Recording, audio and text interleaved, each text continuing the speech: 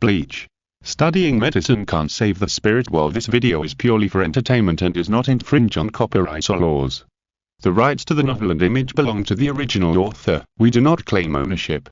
Don't like waiting and want to listen to this fanfic in full now? Subscribe to our Patreon, where you'll find the best fanfics. Chapter 626. We have no rivals ahead. The atmosphere seemed to have fallen into a kind of silent solemnity during Aizen Sosok's waiting. Finally, a somewhat embarrassed figure rushed in. It was Grimjow with multiple injuries on his body. Seeing this, Nell, who was left by Aizen Sosok, shouted with some worry. Grimjow. Grimjow looked up at Nell, who was unharmed, and a trace of joy and relief flashed in his eyes. He quickly half-knelt down to Aizen Sosok and spoke respectfully. Lord Aizen, thank you very much. Aizen Sosok did not answer directly, but pulled Nell step by step to the steps under the throne, walked in front of Grimjow, and looked down at Grimjow. Feeling the huge pressure so close, Grimjow couldn't help but feel a little nervous and asked, Lord Aizen? After all, this time it was actually Grimjow's private action. Originally, Grimjow thought that his action was a complete failure. Unexpectedly, when he returned to the palace of Uaiku in a hurry to participate in the meeting, he saw Nell next to Aizen Sosok. This made Grimjow very confused, but he couldn't help but feel a deep joy. The eyes of the other 10 espadrilles, Senbon and Ichimura-jin were also focused on Aizen Sosok and Grimjow, revealing exploration and doubt in their eyes. In the emergency meeting that was suddenly held, Aizen Sosok quietly went to the human world to bring back Nell, who had been missing for a while, and deliberately waited for Grimjow, who acted privately, to come back. The feeling of a storm coming arose spontaneously. At this moment, many of the 10 espadrilles were more curious about how Aizen Sosok would choose to deal with Grimjow. In the past, any Seireitei who disobeyed Aizen Sosok's orders would be dealt with mercilessly. In the palace of Gynea, only the pressure of Aizen Sosok cannot be offended. The consequences of Grimjow's behavior of secretly violating orders and acting alone are often, get up, Grimjow. Let's forget about it this time. If something similar happens again next time, I will hand you over to someone else to deal with. Aizen Sosok's tolerant answer made Grimjow's face flash with surprise, not to mention the other 10 espadrilles. He actually just revealed it so lightly. This is not Aizen Sosok's past style. Ichimura-jin, who was secretly observing Aizen Sosok, noticed the abnormality at the first time, and his squinting eyes unconsciously opened a little more. Ichimura-jin knew very well that in the eyes of Aizen Sosok, the so-called 10 espadrilles were just consumables like ants, and Aizen Sosok would never have extra mercy to the 10 espadrilles. This made Ichimura-jin, who was very familiar with Aizen Sosok's personality and habits, subconsciously suspicious and alert. Thank you, Lord Aizen. Grimjow responded in a daze, and then after standing up, Aizen Sosok raised his hand and pushed Nell in front of Grimjow, saying, Grimjow, you should be able to keep an eye on Nell from now on, and don't let anyone abduct her from the Hunya Palace again, right? Of course. Grimjow answered without hesitation. No matter who it is, I will never let anyone snatch Nell away again.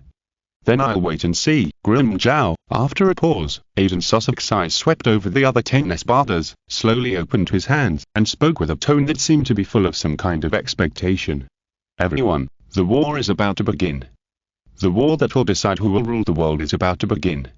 Instantly, the expressions of the 10 espadas were all shocked. The belligerent instincts of most of them were instantly aroused, and they looked at Aizen Sosok with excitement. Originally, I expected that it would take some time to prepare, but an unexpected discovery has greatly advanced everything, so I can't wait to share this news with you. Don't worry, don't hesitate, and follow me, Aizen Sosok said as if he was calmly stating a fact. We have no rivals ahead. Suddenly, under Aizen Sosok's arrogance and self-confidence that seemed to despise everything, the expressions of most of the 10 espadas became more and more excited, and they looked at Aizen Sosok with awe and admiration. But before that, I still need to wait for a guest to arrive in the Gynecology Palace. Before that, I hope everyone can guard their respective areas and not let intruders pass through. Yes. At the same time. In Karakura town, in the courtyard of Senju Cheng. In Senju Cheng's room, Shifu Yorishi, who was originally lying unconscious in the bed, suddenly opened his eyes, instinctively jumped up and took a guard posture. But the next moment, Shifu Yorishi, who recalled what happened, condensed his eyes, and subconsciously reached out to touch his back. There was no wound or pain in the place he touched, as if the injury that had put him on the verge of death had never happened. At this moment, the doors opened, and Yuna Hanaretsu's gentle and elegant figure appeared in front of Shifu Yorishi. You woke up a little earlier than expected. Yuna Hanaretsu walked in front of Shifu Yorishi, looked at Shifu Yorishi's body, and then asked, "Feel carefully, is there any part of your body that feels out of harmony? If there is a mistake in the nerve connection, even a slight disorder may cause serious consequences in battle. Captain Yuna, did you heal me?" Shifu Yorishi asked subconsciously. "I handled the nerve connection part, but your original spine has been completely chopped up. With the current scope of Kido, it is impossible for you to recover completely." After a pause, Yuna Hanaretsu's gentle eyes flickered faintly, and said, "It was Cheng who created a corresponding spine based on your spirit out of thin air, and then replaced your original spine that was almost a pile of shattered pieces." "What?" This made Shifu Yorishi stunned. "Created a spine out of thin air?" Even though Shifu Yorishi's understanding of Kido was not in-depth, she knew that this kind of thing was definitely beyond the scope of Kido. Otherwise, Kido is not just Kido, but the ability to create spirits able to invade the realm of God. But the next moment, Shifu Yorishi reacted. Senju Cheng is the master of name. As long as it is within the scope of Senju Cheng's understanding, he may be able to create corresponding things through spirit particles. However, in the past, Shifu Yorishi only had a vague concept of name, but this was the first time she intuitively felt the incredible scope of her ability. Chapter 627. This is just a notice. Then, Shifu Yorishi thought of something and asked hurriedly, "Where is Nell? How is Nell?" Before Shifu Yorishi completely fainted, Shifu Yorishi clearly saw Nell standing in front of her. Shifu Yorishi, who was originally a little unhappy with Nell, couldn't help but change her opinion of that idiot. Nell was taken away by Aizen Sasuke. Yuna Hanaretsu replied, "How could it be? Is it too late to stop Aizen Sasuke?" Shifu Yorishi said with a face full of unwillingness. Yuna Hanaretsu answered in a gentle and calm tone, "Makao caught up, but in order to save you, he could only watch Aizen Sasuke take Nell away." As soon as these words came out, Shifu Yorishi's expression changed, and his eyes were moved, but also self-blame and guilt. Yuna Hanaretsu still comforted her calmly. Kyuka ability is extremely tricky. It's already quite remarkable that you could detect the appearance of Aizen Sasuke and warn him. And for Makao, both you and Nell are very important, so, this is not that Makao was forced to make a choice, but he didn't want to lose anyone's greed and tenderness. For the rest, Yorishi, in addition to recovering your combat power as soon as possible, you should choose to trust Makao unconditionally. Shifu Yorishi heard this and spoke in an anxious tone. But, however, before Shifu Yorishi finished speaking, Yuna Hanaretsu turned around and walked out of the house without saying anything, and said, "This is not my intention, but also Makao's intention. Don't you want to regard Makao as the king, so you decided to follow Makao? Then don't disobey that king's will." As Yuna Hanaretsu finished speaking, he closed the door completely, and then turned around and walked towards the reception room in front of the courtyard. When Yuna Hanaretsu arrived at the reception room, it was already full of people, not only the captains stationed in Karakura town, but also Urahara Kisuke, and Hirako Makao and Road Guru Makensei who represented the Masked Corps. As for the purpose of the gathering of so many powerful people, in addition to discussing how to deal with Aizen Sasuke, it was also to dissuade Senju Makao from going to Hukomundo.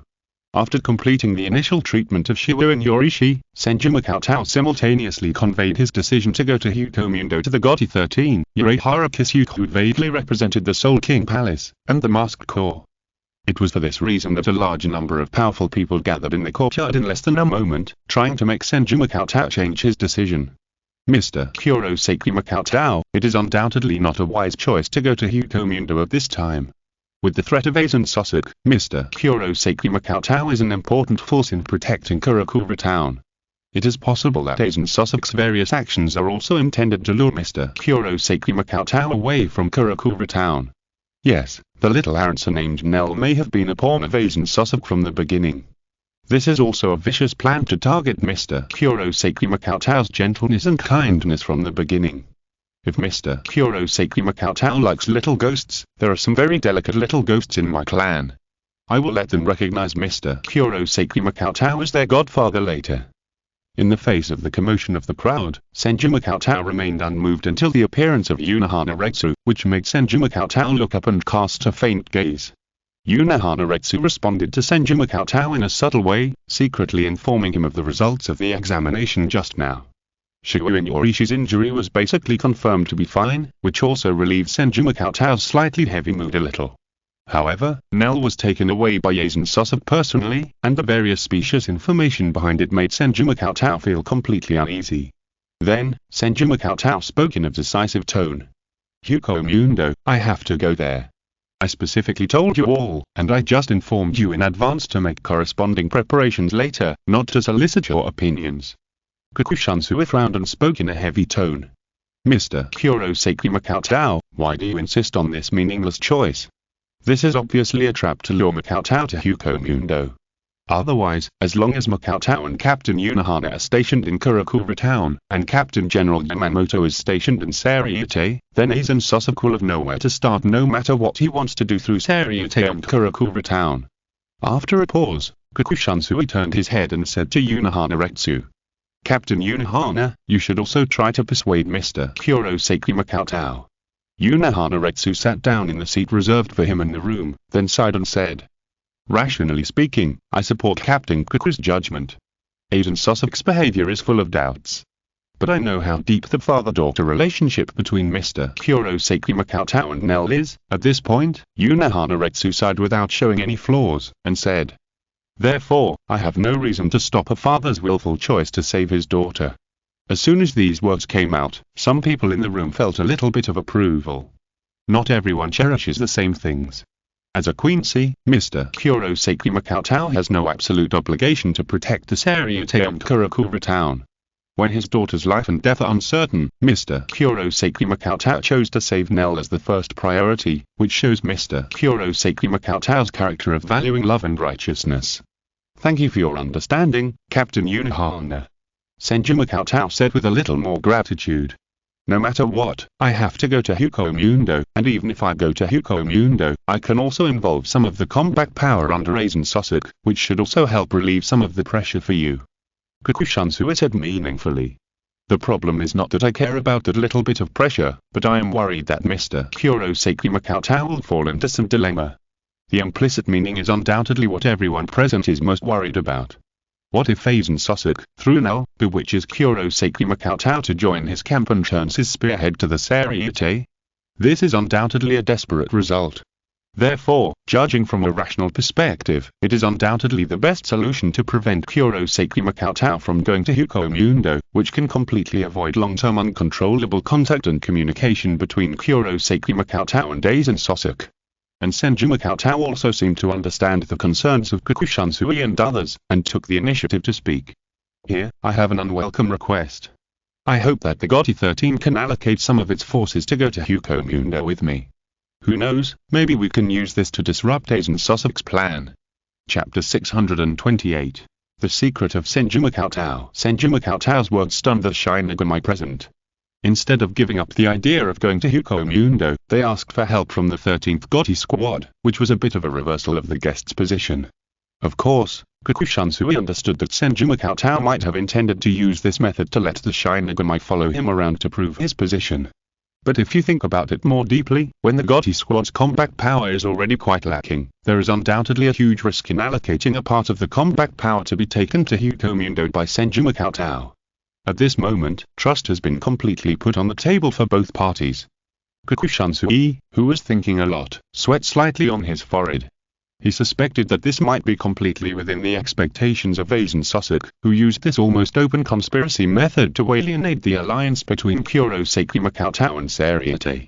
Aizen, that guy, is so tricky when he makes a move. Kakushansui frowned, completely caught in the dilemma. If he handled it carelessly, not only would the alliance between Seireitei and Kurosaki Makoto be damaged, but Kurosaki Makoto would even be pushed directly into the camp of Aizen Sosok. Now, in addition to a large number of arances including the 10 Espada, Aizen Sosok also has 3 captains, Ichimura Jin, Sosurankaname, and Zaraki Fire. In secret, Kakushansui and Jikita Jushiro had conducted countless war simulations with Yamamoto Seireitei Shibukuni. Even with the combined forces of the Masked Corps, Kurosaki Makoto, Kurosaki Ichigo, and others, they still had no confidence in victory. However, Kurosaki Makoto's determination to go to Hukomunda was completely beyond Kakushansui's expectations, and he didn't even give him any room for negotiation. Suddenly, Kakushansui thought of something and spoke. Mr. Kurosaki Makoto, the God 13 is now undoubtedly on the same side as you. The threat of Aizen Sasuke is also obvious to all. If we are not careful, the destruction of Karakura town will only be the first step. Later, even the whole world will be overturned by Aizen Sasuke. After a pause, Kakushansui put his hands on his knees and said in a serious tone. Mr. Kurosaki Makoto, about Nell, is there any major secret hidden in her? Upon hearing this, Senju Makoto fell into silence. What secrets does Nell have? In addition to being able to switch between you and Kuro freely, what special secrets does a pure person like her have? Senju Makoto's decision to go to Hukomunda is not only to bring Nell back, but more of Aizen Sasuke's actions seem to be far more than alienating the relationship between him and the Seireitei. And in Senju Makoto's eyes, Aizen Sasuke's actions are not so much to force him to go, but it seems that he is expecting Senju Makoto to go to Hukomunda in this way. What puzzled Makoto Senju the most was that Aizen Sasuke seemed to be very sure of his regard for Nell, even though Aizen Sasuke was monitoring every corner of Karakura town. Makoto Senju had only adopted Nell for a few days, so why did he believe that she would definitely go to Hukomunda? However, the speculation and questioning made by Kakushansui based on logic made Makoto Senju think of an interesting idea. Now that things have come to this, I will no longer hide it from you. Makoto Senju said with a serious look. All of a sudden, the expressions of the Shinigami present were all stern. But before talking about Nell's secret, there is another thing I need to tell you first. Makoto Senju turned his eyes and looked at Seireitei who was sitting in the corner, and then said. At the same time, Captain Seireitei who is present here is also very clear about this matter. Seireitei was stunned, and faced the gazes of the other Shinigami, frowned slightly, and said puzzledly. What? I know it too. Makoto Senju answered in a serious tone. Yes, I told Captain Seireitei about this secret when I was in the Seireitei, about the secret of the vice captain of the 4th Division, Makoto Senju. As soon as these words came out, all the Shinigami present were shocked. Makoto Senju? This name was undoubtedly very familiar to the captains present. Only Unohana-retsu's gentle eyes revealed a hint of confusion. The secret about Makoto Senju is only known by Seireitei. However, on the surface, Unohana-retsu almost perfectly expressed the shock of hearing the news about Makoto Senju for the first time, and even his fingers trembled just right. After Seireitei was stunned for a few breaths, she suddenly remembered what the secret Makoto Senju was referring to, and spoke. Are you talking about the news about Makoto Senju's incomplete soul? Makoto Senju's incomplete soul? Seireitei's subconscious reaction made the Shinigami present look even more surprised, and a series of questions popped up in their heads. It is clear that Vice Captain Makoto Senju fought against a large number of Uchukas to protect the Expeditionary Corps decades ago, and finally died in Hukomunda. This is a major event that has been recorded in the history of the Seireitei. Moreover, even after Vice Captain Makoto Senju's body was transported back to the Seireitei, it was kept by Unohana-retsu until now without a soul burial ceremony. The hero of the Seireitei, the strongest vice captain in history, the perfect model god of death, these are all the honorifics that the Seireitei gave to Vice Captain Makoto Senju after his death. A large number of god of death also regret and grieve for the sacrifice of Vice Captain Makoto Senju. However, in the mouths of Makoto Kurosaki and Seireitei at this moment, it seems that there is some unknown major secret hidden in it. That's right. Facing the puzzled and shocked eyes of the crowd, Makoto Senju, who deliberately used Seireitei to prove the authenticity of this secret, continued to speak. I once went to Hukomunda, and after killing an Uchukas in Hukomunda, I unexpectedly discovered the incomplete soul left by Vice Captain Makoto Senju.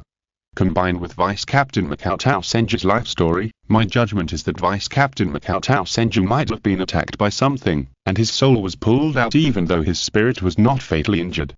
As these words rang out, Kakushansui was the first to fall into deep thought. Back then, Kakushansui was the captain who went to support the Seireitei urgently, and he personally witnessed the last condition of Makoto Senju.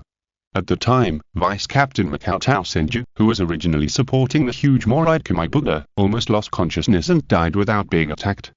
Seireitei will naturally conduct a lot of investigations on the specific cause of Makoto Senju's death, but the conclusions reached by both the 4th Division and the 12th Division are the same. That is, Vice Captain Makoto Senju's soul has completely disappeared. Therefore, the captains at the time could only conclude that perhaps the price of maintaining Bankai Morikabuta is the consumption of the soul, causing the soul of Vice Captain Makoto Senju to be overwhelmed and dissipate directly. Chapter 629. Unforgivable. However, at this moment, Kurosaki Makoto's oral statement seemed to have another completely different answer. If it was just Kurosaki Makoto's one-sided statement, the cautious captains such as Fukushansui, Yurihara Kisuke, and Hirako Mako would not easily believe it. However, with the evidence of Sonoifong, and Sonoifong knew this secret not now, but earlier, the order of time undoubtedly greatly increased the credibility of this statement. After all, before Aizen Sasuke betrayed, who could have predicted this moment? While many Shinigami were almost frowning and thinking deeply, Senju Makoto continued to speak.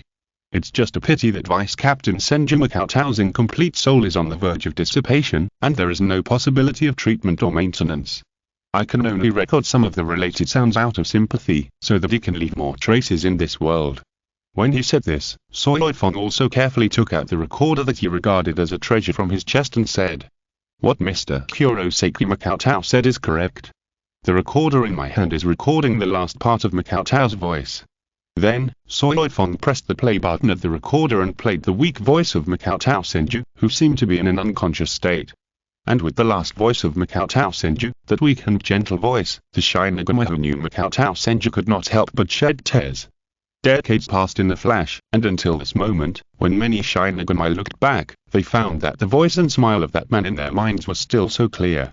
Never forget to protect the Soul Society until death, never forget to keep the promise until death, and never forget to be loyal to the Seireitei until death. Even Fukushansui, who was usually the most unreliable, couldn't help but sigh from the bottom of his heart. Makoto, you really have a red heart for the gotti. Izaneo, who was sitting behind Fukushansui, had 2 more tear marks on her usually calm and capable face. As for the rest of the Shinigami, most of them also had moist eyes, and the atmosphere filled with sadness and emotion enveloped the entire room. This made Makoto Senju feel strange, as if he was watching a group of colleagues mourning for him. Among them, the most realistic performance was Unohana, who lowered his head slightly, his eyes were red, and his expression was about to cry, which even made Unohana feel a little more fragile and broken, as if the news of Makoto Senju's death once again broke through Unohana's defenses. As the recording was completely finished, although Makoto Senju had not communicated with Unohana in advance, Unohana was cooperating perfectly as if they were in tune with each other. Makoto. Why didn't you leave me a word until the end? At this moment, Unohana seemed to have completely collapsed his psychological defenses, and he spoke with a crying and resentful tone. This made Makoto Senju inexplicably feel that he was really dead, and Unohana was preparing a funeral for him. Seeing this, the other Shinigami also spoke up to comfort Unohana, who had the deepest relationship with Vice Captain Makoto Senju. Captain Unohana, I'm so sorry, I'm sure Makoto wouldn't want to see Captain Unohana so sad. That's just Makoto's incomplete soul. It's not necessarily that he didn't want to leave a few words for Captain Unohana, but it was too late. Amid the words of comfort, Makoto Senju, who felt a strange feeling all over his body, spoke up quickly. That's right, I originally thought that the reason why the soul was incomplete was because it was swallowed and digested by Okays, but I unexpectedly discovered an amazing situation on Nell. What? Before the other Shinigami could react, Unohana suddenly stood up and asked in a somewhat inappropriate manner. Amazing situation? Could it be related to Makoto's soul? Makoto Senju nodded and said, "In close contact with Nell, I accidentally discovered that part of Nell's soul actually belonged to Vice Captain Makoto Senju." Death gods. When these words came out, not only Unohana was shocked, but many captains could not help but stand up suddenly, horrified. I don't know if you still remember that in the Seireitei, Aizen Sasuke also used some unknown method to exert the power of zanpakutō Uramisū, causing a large number of zanpakutō to materialize and rebel, Senju Makoto continued. Therefore, after connecting all these experiences, I have to suspect that there is another truth behind that death of Vice Captain Makoto Senju. That is, Aizen Sasuke also targeted Vice Captain Makoto Senju's zanpakutō ability, and assassinated Vice Captain Makoto Senju in public with the ability of Mirror Flower Water Moon, and then stripped Vice Captain Makoto Senju's soul for a lot of experiments. So, the incomplete soul I encountered may not be the one debarked by the Achikes, but a part of Vice Captain Makoto Senju's soul that was integrated into it through the Horyoku experiment. Nell is also one of the experimental subjects, and it is very likely that she is an extremely important experimental subject, so Aizen Sasuke will personally take action to forcibly take Nell back. This series of interlocking and logically closed speculations, the Shinigami present believed it. Perhaps, only in this way can the sudden death of Vice Captain Makoto Senju be completely explained, and only the ability of Mirror Flower Water Moon can sneak attack Vice Captain Makoto Senju under the gaze of many Shinigami without being discovered. More importantly, everything that Senju Makoto speculated at this moment, Aizen Sasuke had a criminal record. More than 100 years ago, for the purpose of the Hollowization experiment, Aizen Sasuke openly attacked a large number of captains, not to mention whether he would attack a vice captain. Therefore, even if Senju Makoto said that all this was speculation, the Shinigami present could not even find a reason to doubt it in their hearts. I ran. Soifon gritted her teeth and said in a very outrageous manner, and her eyes seemed to want to eat Aizen Sasuke alive. The other Shinigami were also filled with righteous indignation and were furious. The anger, hatred for Aizen Sasuke were visibly increasing. Unohanaretsu's face turned pale, his body shook, and the whole person seemed to fall backwards as if he was a little unstable. If it weren't for Kurosaki Makoto's quick eyes and hands to quickly pull Unohanaretsu, I'm afraid that Unohanaretsu, who stood at the top of the Shinigami, would have fallen straight to the ground. I see. The next moment, an extremely strong killing intent burst out from Unohanaretsu's body, blood and tears flowed from his eyes, and he spoke like a demon. Aizen, you actually dared to commit such a heinous act against Makoto. I cannot forgive you, I must kill you. If you're listening to this novel on a channel other than Fanfic World, it means they downloaded and uploaded it without effort.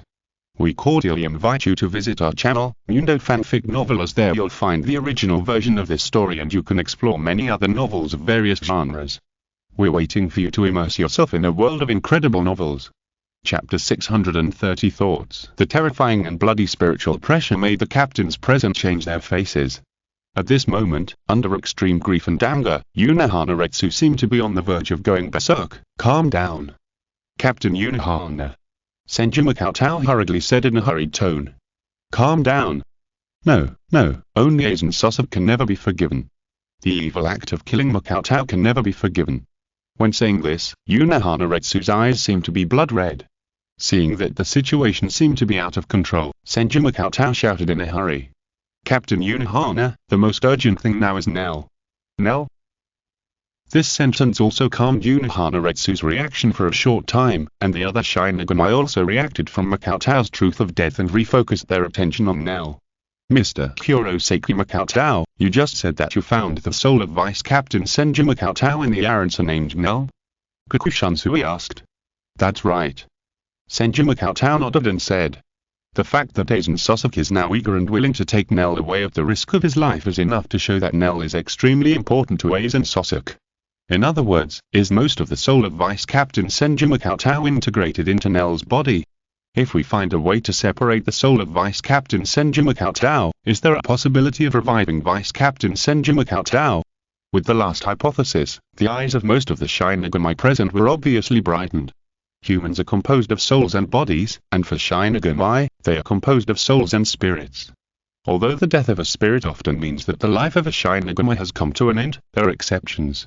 For example, Kusanagi Sojiro, who attacked the Seireitei not long ago, died of his spirit, but his soul was reshaped into a new spirit under the power of the King's Seal and resurrected. Makoto-kun's spirit has been preserved by Captain Unohana. Izanano exclaimed, her tone full of expectation. Matsumoto Ranjiku's face showed a bright surprise that even Hitsuge Yatsuru had never seen before, and she said hurriedly. Could it be that Master Senju can still be resurrected? If this is true, it would be incredible news, Kakushansui said. Kisuke, is this really possible? Hirako Mako asked Urahara Kisuke. I have to say that it is logically feasible. Urahara Kisuke nodded, and said his conclusion with a strange expression. If the spirit is well preserved and the soul has not been destroyed, it is indeed possible to wake up again. After a pause, Urahara Kisuke raised a finger and poured a basin of cold water. However, there is a strong connection between the soul and the spirit. The degree of damage to the soul will directly affect the function of the spirit. In other words, Vice Captain Makoto Senju may be resurrected, but he may also suffer from emotional loss, talent damage, spiritual power dissipation, and a significant reduction in lifespan. Hearing this, Matsumoto Rangiku couldn't help biting her lips, as a Shinigami whose soul was stripped away by Yazen Sasuke. Matsumoto Rangiku's situation is almost exactly the same as what Urahara Kisuke said. Among them, Urahara Kisuke thought of something and looked at the angry Soifong and said, "Since Mr. Kurosaki Makoto has encountered a part of the memory related to Captain Soifong, it means that even if Vice Captain Makoto Senju is resurrected, he will no longer remember Captain Soifong." As soon as these words came out, Soifong's expression paled. Being forgotten by the person you care about most is undoubtedly a crueler fact than death in a sense. Soifong's body shook obviously, and then he spoke firmly. Compared to Makoto-kun's resurrection, this matter is not important at all. Then, before the others could speak, Soifong spoke impatiently. "Mr. Kurosaki Makoto, I will go with you to Hukomundo to take back the soul from Nell." "I will go too." Matsumoto Rangiku, who had reacted, also spoke quickly. "Rangiku, are you crazy? This is not a place for you to fool around, retreat." Hitsuge Atsuru shouted in a low voice. "No, I'm sober." Facing the rebuke of her captain, Matsumoto Rangiku's face did not show any sign of retreat, nor did she have the usual intention of playing around. Instead, she spoke with great determination. "Captain, just as I brought you to the Seireitei in Rukongei in the past, you were grateful to me for indulging me as the vice captain and fooling around many times. I'm also very grateful for your care." After a pause, Matsumoto Rangiku continued. "And Master Senju is the one who brought me from Rukongei to Seireitei.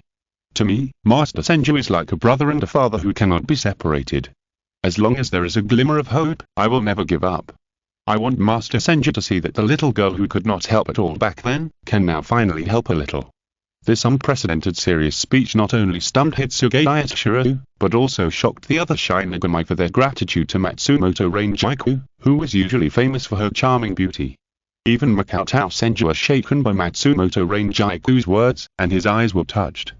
He said silently, "Rangiku, I really received your kindness in the past. It was precisely because of these cherished bonds that Makoto Senju chose to keep his identity hidden and act low-key, even though he and Hyoshogu Ichiba had reached an irreversible opposite side, and he was unwilling to be forced to break with Seireitei.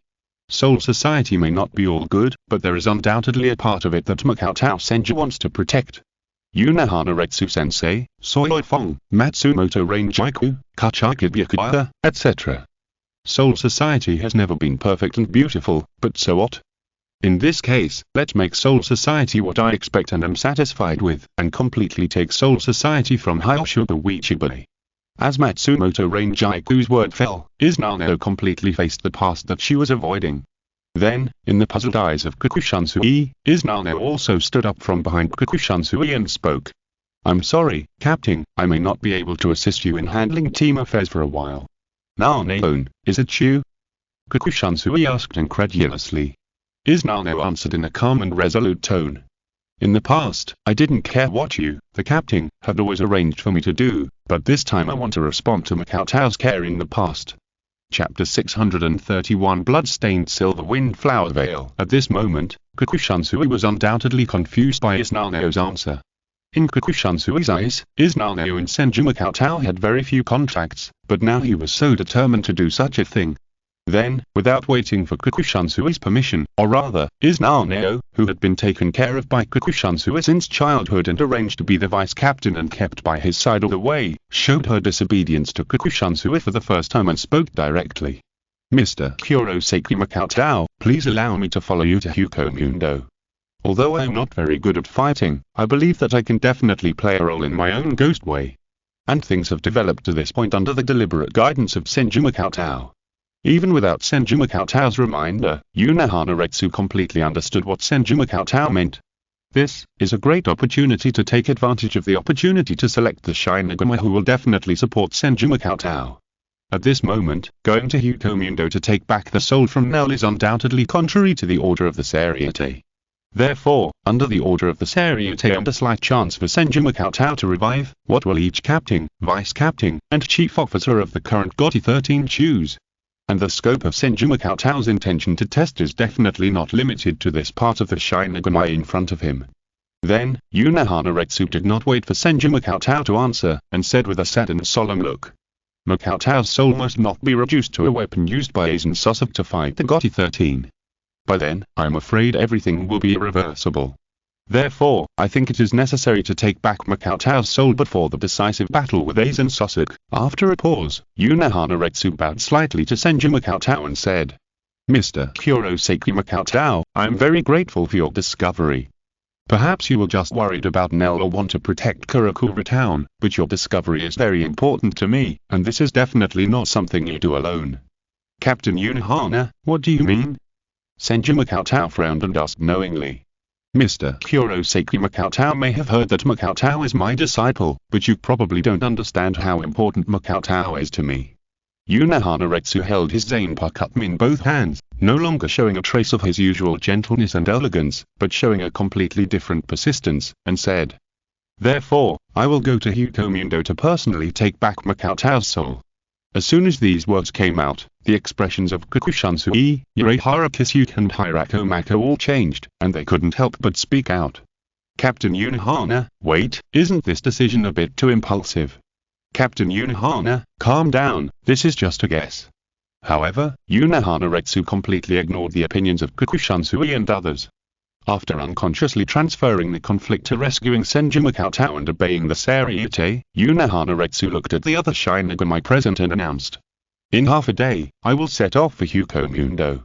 If you're interested in going with me, you can go together. As the various news about Karakura town was passed back to the Seireitei, it set off an uproar. Unohana behavior undoubtedly caused a conflict with the Captain General, and even completely violated the will of the Seireitei.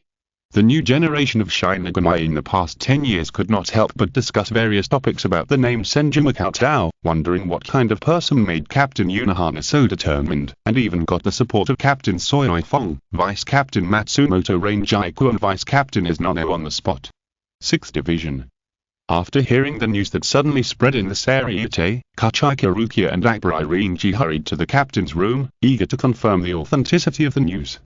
Especially for Kachika Rukia, for her, the name Senju Cheng has almost accompanied her all the way to grow up, and she still remembers the hateful and gentle smile of that bastard in her mind. She was teased countless times, and taken care of countless times. Kachika Rukia was even a little confused about whether the guy Senju Cheng was pampering her or was he trying to have some fun with her out of evil taste. However, in Kachika Rukia's heart, the name Senju Cheng is undoubtedly equated with family.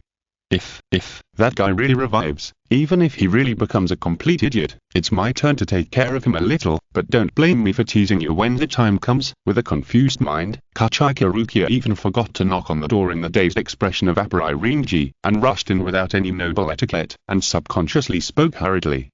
Brother, I just heard a... However, before Kachika Rukia finished speaking, Aburai Rinji hurriedly grabbed Kachika Rukia and winked. Suddenly, Kachika Rukia realized what a fool she had done.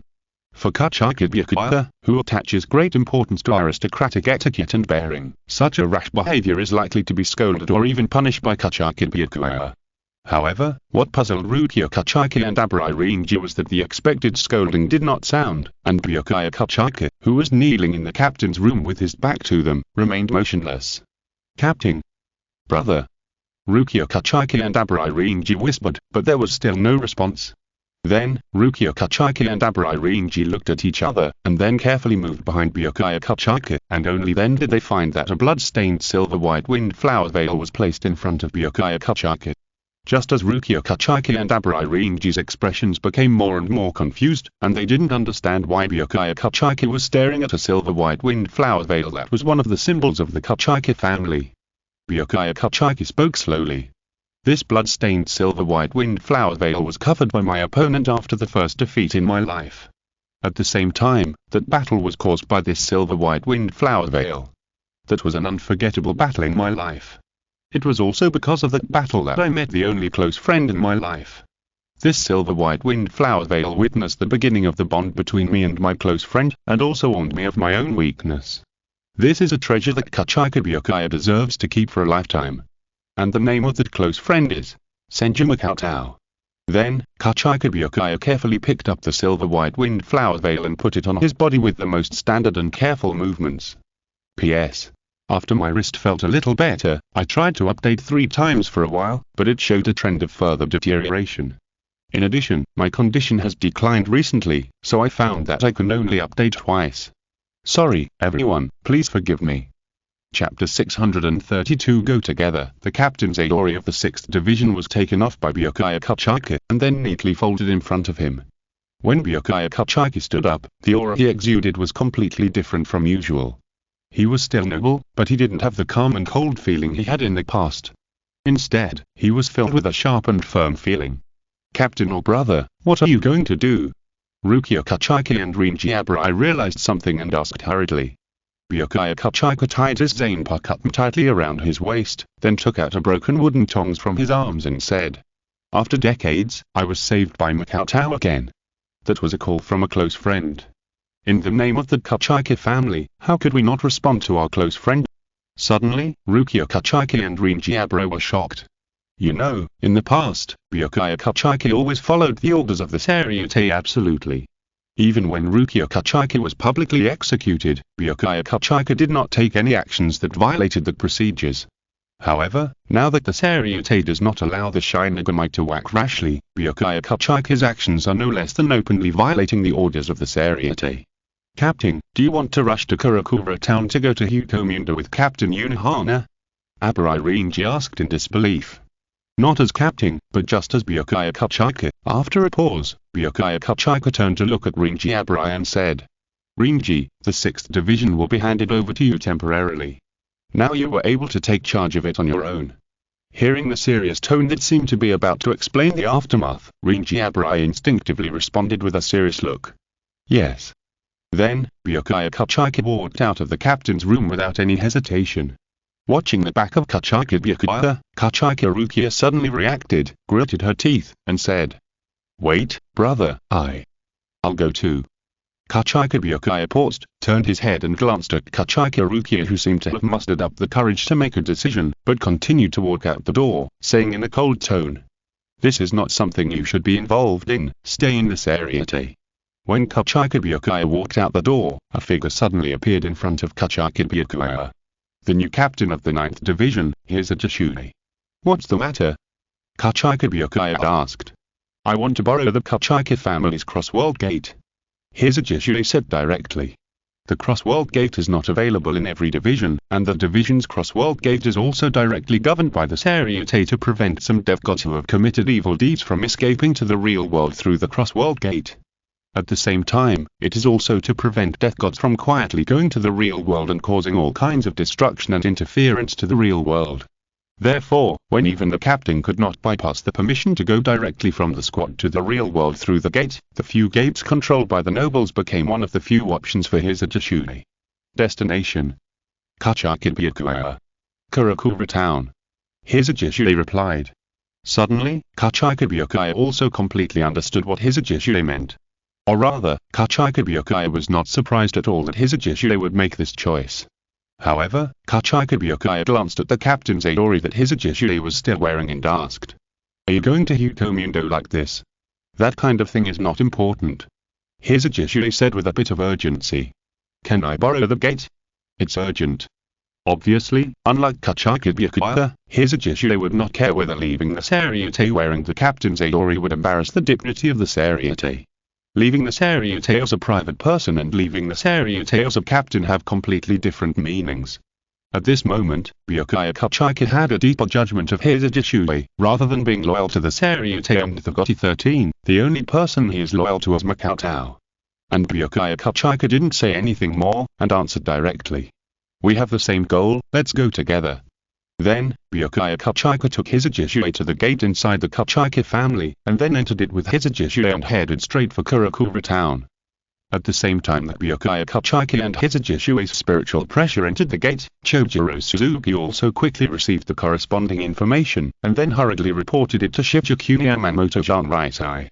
Chojiro Suzuki looked at Shijuku Yamamoto Zanraisai, whose expression was calm, and asked, Captain, do we need to stop Captain Unohana and Captains Kachika and Hisajis? Yamamoto Seireitei Shichikuni put down the intelligence in his hand, lowered his eyes slightly, and seemed to be thinking about something. After a moment, Yamamoto Seireitei Shichikuni asked with a sigh. Who can stop Captain Unohana? This question made Chojuro Suzu speechless. Among all the Shinigami in the Soul Society, only Yamamoto Seireitei Shichikuni seems to have the ability to stop Unohana Retsu. However, Aizen Sasuke's actions are frequent, and the moment of the decisive battle is approaching. Yamamoto Seireitei Shichikuni will never choose to fight Unohana Retsu.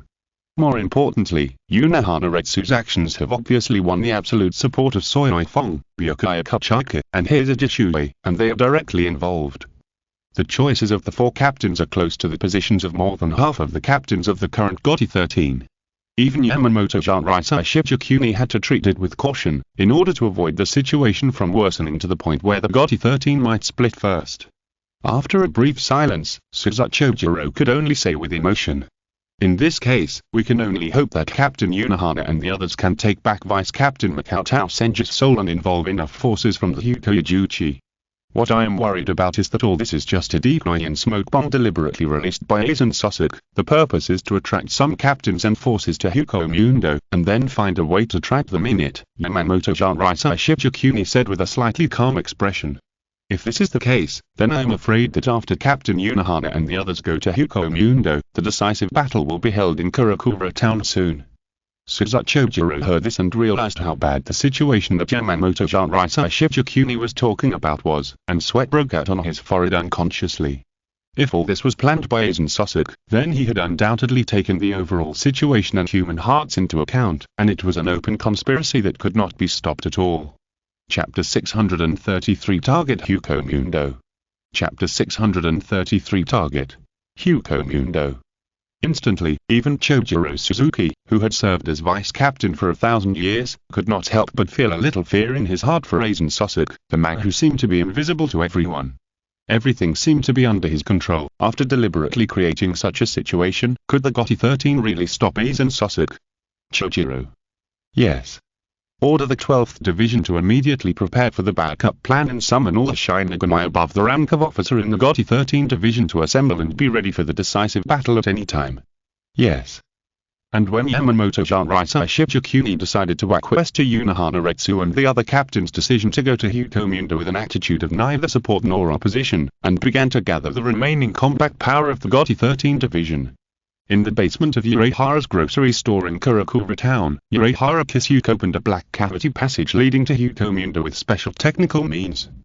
In addition to Unohana Retsu, Soifong, Matsumoto Rangiku, and his Naneo, Ichigo Kurosaki, Ryashida, Yasutara Shatari, and Orai Imanue also asked Makoto Senju to go to Hukomundo together. This made Makoto Senju a little embarrassed. With this excuse, Makoto Senju only wanted to select some of the Shinigami in the GOTY 13 who would definitely stand on the same side with him without hesitation. But if Ichigo Kurosaki and his group were added, the entire team would undoubtedly appear extremely bloated and huge. More importantly, with Aizen Sasuke's goal unclear, even Makoto Senju could not predict what would happen, and he could not guarantee that he could take care of everyone at all times. Ichigo, Rai, Yasutara, and Orai, you all stay in Karakura town. Makoto Senju gently refused. The environment in Hukomundo is harsh and the situation is unclear. Besides, my purpose in going to Hukomundo is to bring Nell back, not to fight Aizen Sasuke head-on. In this case, it would be better for you to stay in Karakura town. What's more, Captain Unohana, Captain Soifong and others will also go with me. It's enough to deal with emergencies. There's no need to worry too much. For a moment, Ichigo Kurosaki, Ryashida and Orai Imanue showed a tangled look on their faces. However, Makoto Senju did not give Ichigo Kurosaki and others a chance to continue speaking. He waved at them and walked towards Retsu Unohana and others who were ready to appear. Teacher Kurosaki, please be very careful. In the end, Orai Imanue couldn't help but say from a distance with a worried look on her face, as if she was looking at her husband going to war. Seeing this, Retsu Unohana teased with a little more playfulness in her eyes. How about Mr. Kurosaki Makoto go and say goodbye properly? Even if I'm extremely eager to bring Nell back, I don't need to wait for such a short while. No need. How could Senju Makoto not understand what Unohana Retsu meant? He immediately rejected the proposal as if nothing had happened. Then, leave now.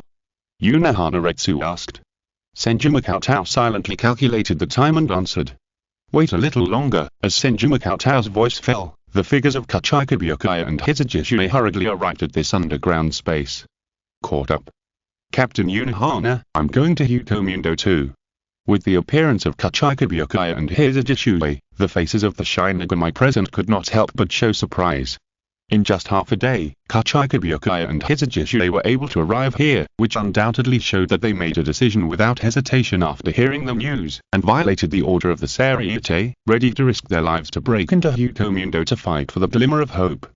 At this moment, Unohana's eyes were obscurely watching Senju Cheng's micro-expression, and the corners of his mouth rose slightly. Makoto is in a good mood. That's right. The seeds of bond that were left behind have now proved to have borne the fruit of bond. No matter who it is, they will feel happy because of this, right? Unohana said this silently in his heart, and a smile appeared on his face because of Senju Cheng's inner joy, and then he said. Since Captain Hizaji and Captain Kachika have decided, let's go to Hukomundo together. However, this scene undoubtedly made Kakushansui on the side a little anxious, and he subconsciously said. Wait, Captain Kachika, Captain Hizaji, have you obtained the permission of the Captain General to go to Hukomundo? Once you go to Hukomundo, the remaining combat power of Seireitei will be in great danger. However, facing Kakushansui's questioning, Hizajishue did not even respond, while Kachikabyukaya showed a struggle in his eyes and then answered. This is a decision based on my own will, and after going to Hukomundo, I also tried to involve the Yaransei as much as possible to reduce the pressure of other possibilities. Captain Kachika, these are just speculations based on certain possibilities. Your actions may not achieve any results, but the defensive force that the Seireitei can mobilize will be greatly weakened, Kakushansui said with a somewhat reprimanding tone. Such behavior is undoubtedly unworthy of the name of the Kachika family. In an instant, Kachikabyukaya's face became a little ugly due to Kakushansui's righteous questioning, but he didn't know how to refute it. That's enough, Senju Cheng said with a somewhat contemptuous voice. Captain Kaku speaks in a righteous tone, but he is not necessarily selfless, right? Even an outsider like me knows that Captain Kaku usually leaves his official duties to the vice-captain, and he goes to the izakaya to drink wine. What's more, Captain Kachika is not betraying Soul Society, he is just protecting the loyalty in his heart in his own way. This act of risking his life to go to Hukomundo is much better than Captain Kaku risking his energy to go in and out of the izakaya. Suddenly, when Kakushansui tried to blackmail others with morality, it was Senju Cheng who revealed that Kakushansui himself did not have much morality, which made the Shinigami present laugh. Kakushansui's old face flushed on the spot, and he tried to refute Senju Cheng, but every word Senju Cheng said was undoubtedly a fact known to everyone in the Seireitei. These are two completely different things. How can you confuse them and slander my intentions out of thin air? However, after Senju Cheng pierced through Kakushansui's fig leaf, these words seemed to be meaningless and even more ridiculous. Kachikabyukaya no longer answered Kakushansui. Let's go. Target. Hukomundo. As Unohana and Senju Cheng entered the Black Chamber first, Soifeng, Kachikabyukaya, Hizajishue and other Shinigami followed without hesitation. Chapter 634. Confrontation across distance. Hukomundo. When Senju Cheng once again stepped on the sand of Hukomundo, a trace of reminiscence flashed in his eyes unconsciously. As the Shinigami following Senju Cheng and Unohana also entered this desolate world, Soifeng, who looked around vigilantly, subconsciously said, "Is this Hukomundo?" The other Shinigami also showed vigilance, observing the surroundings to guard against possible attacks, while quickly adapting to the environment. "Yes, this is Hukomundo," Senju Cheng responded, his eyes sweeping the Shinigami behind him. Unohana, Soifeng, Kachikabyukaya, Hizajishue, Izaneo, Matsumoto Rangiku, the lineup of 4 captains and 2 vice-captains is luxurious, and even occupies more than 1/3 of the current GOTY 13's combat power. However, among them, only Izaneo had participated in the expeditionary corps to arrive in Hukomundo and fought, and the other Shinigami's understanding of Hukomundo was completely based on intelligence and various descriptions. Then, Senju Cheng spoke in a steady tone. But it's still a long way from here to Hukomundo, so don't be too nervous. Kachikabyukaya heard this and realized something, and asked. Mr. Kurosaki Makoto is familiar with Hukomundo. Not really, but since I arrived there a few years ago, I know some basic information about it. Senju Cheng answered flawlessly, then identified the direction, pointed his finger in the northwest direction, and said, "Rumor has it that the Hukomundo where the King of the Hollows lies is in that direction. Since Nell was brought back to Hukomundo by Aizen Sasuke, Nell should be in Hukomundo." These words also made the Shinigami look in the northwest direction, their eyes all flashing. For them, the goal of stepping into Hukomundo is very simple, that is to confirm a certain hope. However, just as Senju Cheng moved his footsteps and prepared to lead the team to the Hukomundo, a cold light flashed in front of Senju Cheng and stopped in front. Wearing the captain's Adori of the 9th Division, with a calm and indifferent face, Seireitei appeared in front of Senju Cheng, staring at him sharply. "What's wrong?" Senju Cheng asked. "Mr. Cheng, everything was too hasty. I didn't have time to distinguish whether this was a coincidence or a false lie," Seireitei said in a deep voice.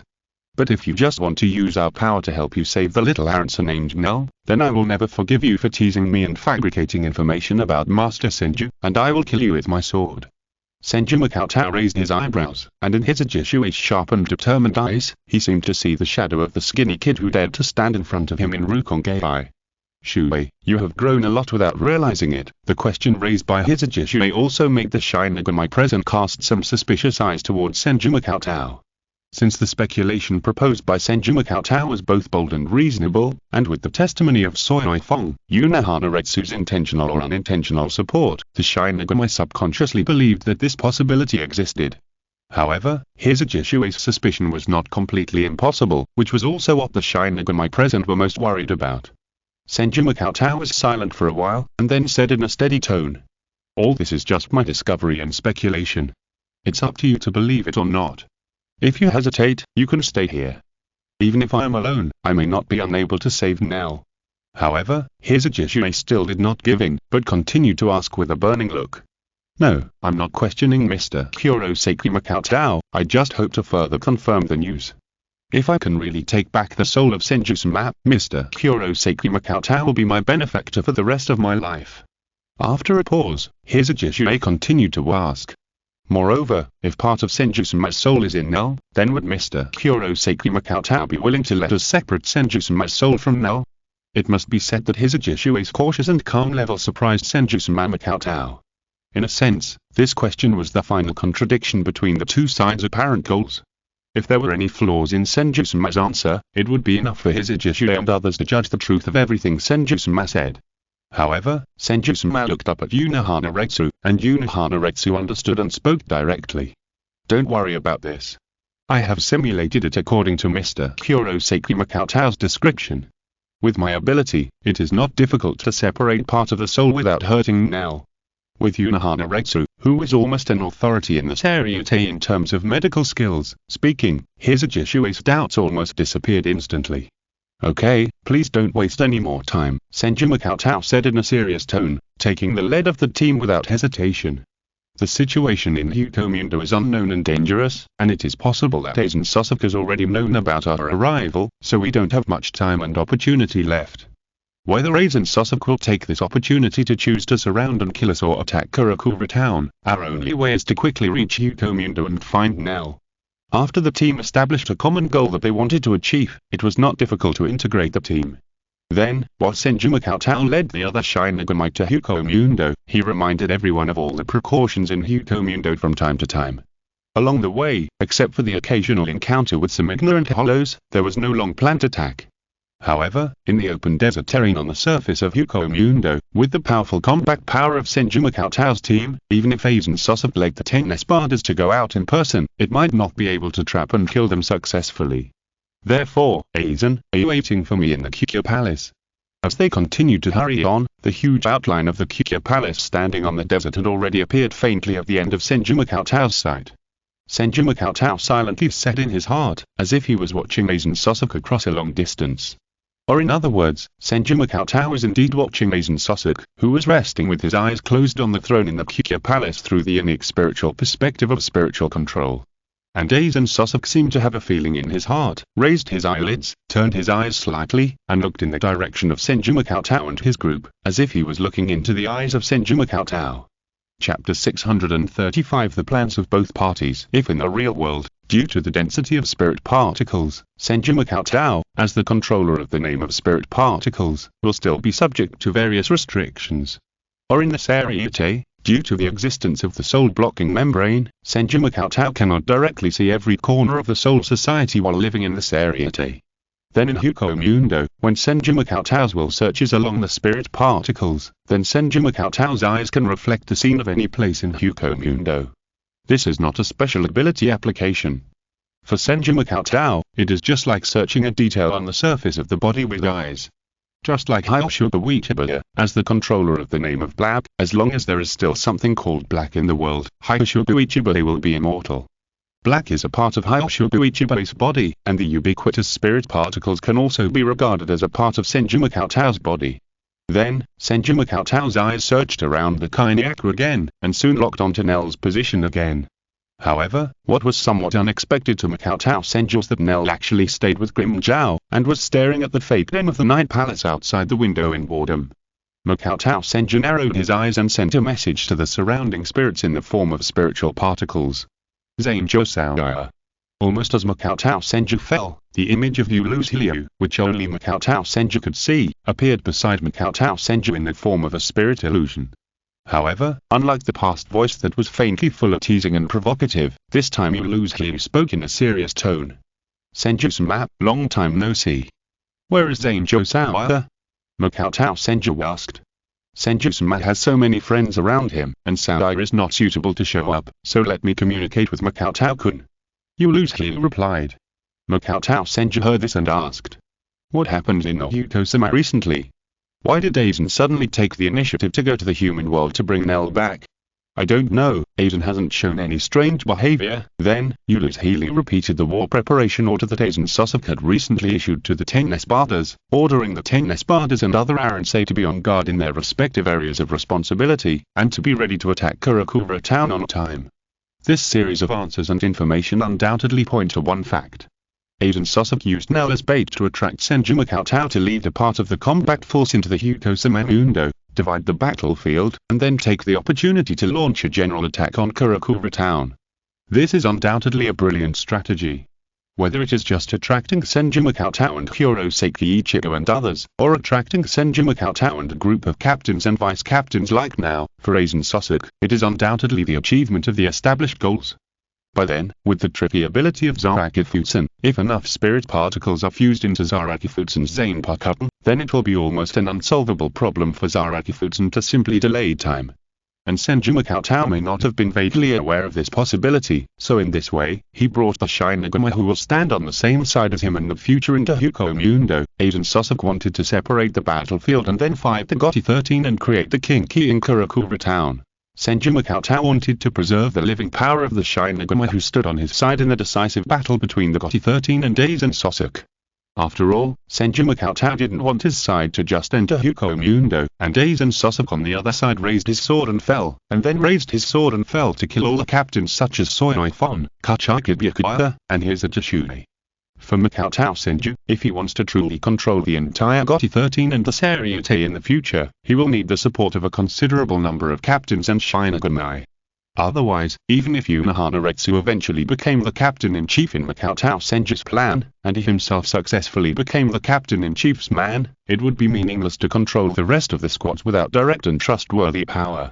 More importantly, if Unohana wants to take the position of captain-in-chief, the best time is naturally to turn the tide when Aizen Sasuke defeats the other captains of the Gotti 13, including the captain-in-chief. By then, with Unohana's already extremely high prestige and reputation, it will be enough to overwhelm Yamamoto Jinrai Shichikuni to serve as the next captain-in-chief. As for whether Aizen Sasuke has this ability, Cheng-ge Senju has never doubted this. Cheng-ge Senju has doubted Aizen Sasuke's character, purpose, and character, but he will never doubt Aizen Sasuke's ability. After all, Yamamoto Jinrai Shichikuni's title of the strongest is only a title from the old times thousands of years ago. Even Senju Cheng-ge has to admit that Aizen Sasuke is definitely the strongest god of death besides himself for thousands of years. Moreover, the real strength of Senju Cheng-ge and Aizen Sasuke is far away from the other god of death. However, when he approached the Palace of the Night and further confirmed all kinds of information, he successfully verified his inner guesses from different angles, which made Senju Cheng feel a little, not quite right. At the same time, Karakura Town. After Senju Cheng and Unohana and other God of Death went to the Hukomundo, Chojiro Suzu led the Kid Mushu to quietly enter Karakura Town. After contacting and communicating with the other captains and vice-captains, Chojiro Suzu and the Kid Mushu quickly began to implement the backup plan.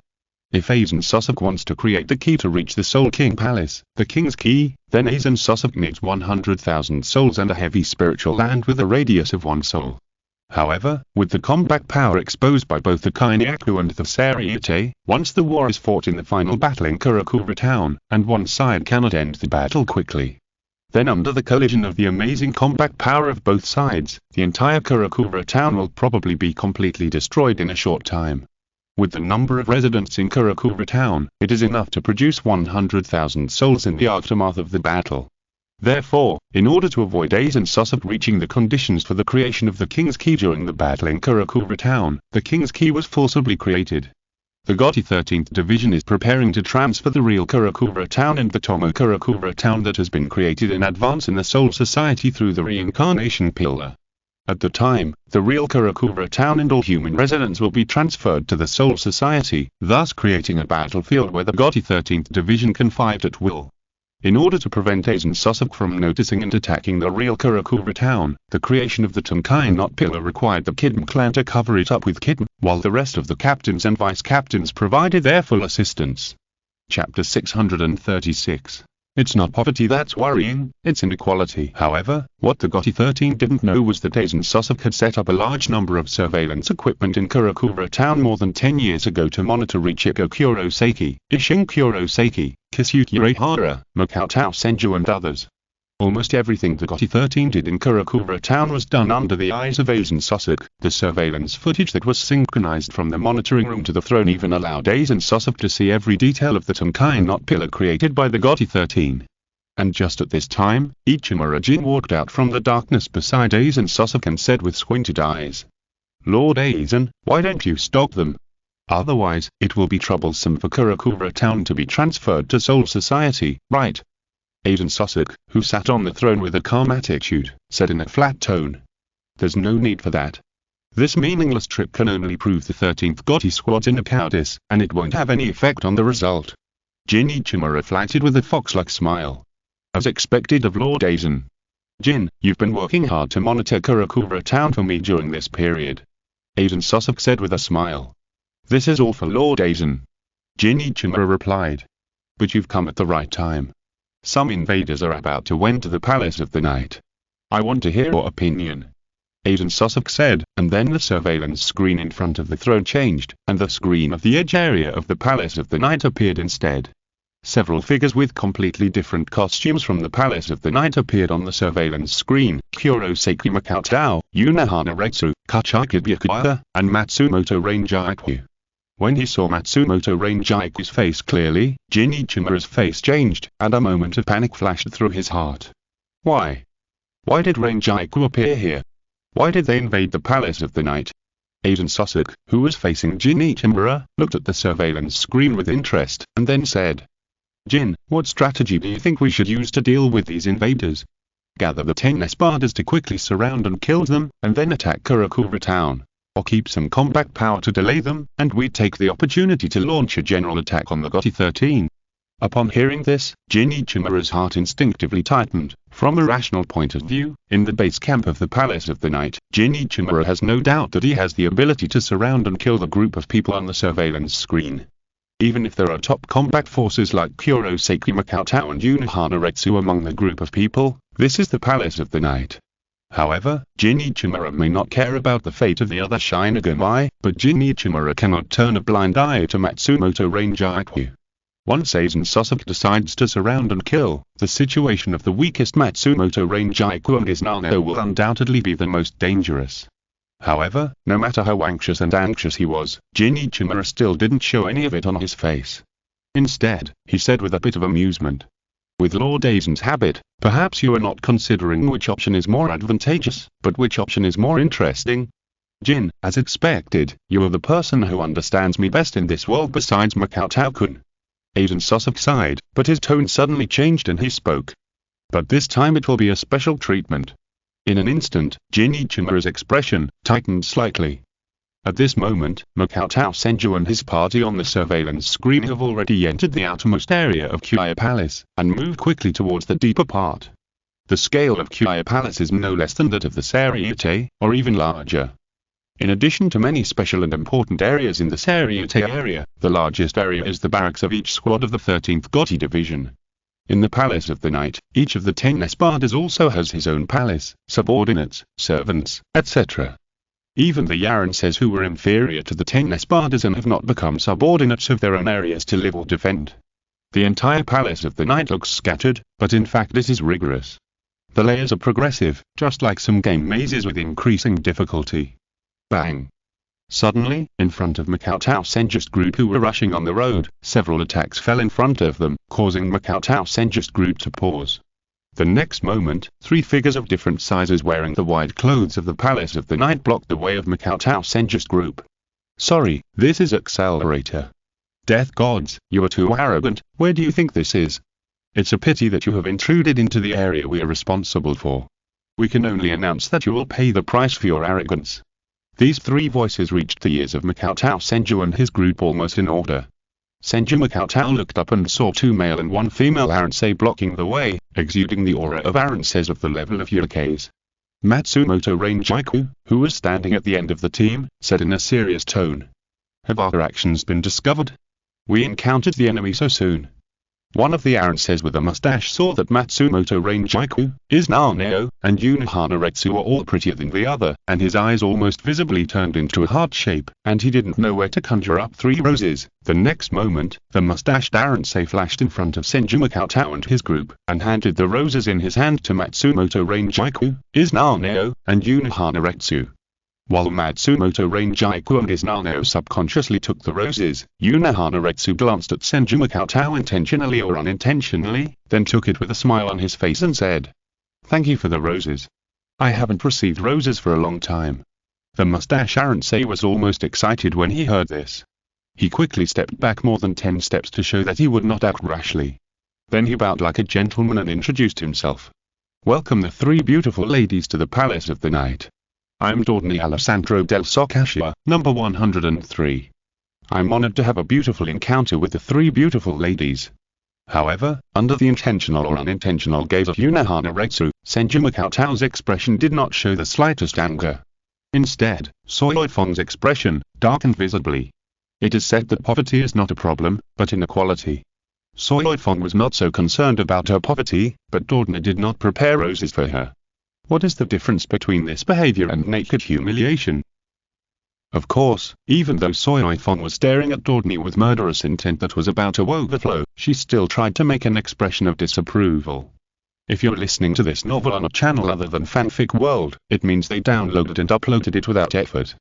We cordially invite you to visit our channel, Mundo Fanfic Novel, as there you'll find the original version of this story and you can explore many other novels of various genres. We're waiting for you to immerse yourself in a world of incredible novels. Chapter 637. Gorgeous White Fight. The next moment, the other 2 Aranseis used ring turn and appeared beside Dordney in an instant. The male Aransei with an orange afro reminded him solemnly. "Dordney, don't just stare at the faces of the guys in front of you. Some of them are captains." However, Dordney said with a displeased look on his face. "You don't have to teach me a lesson, Gantenbein Monster.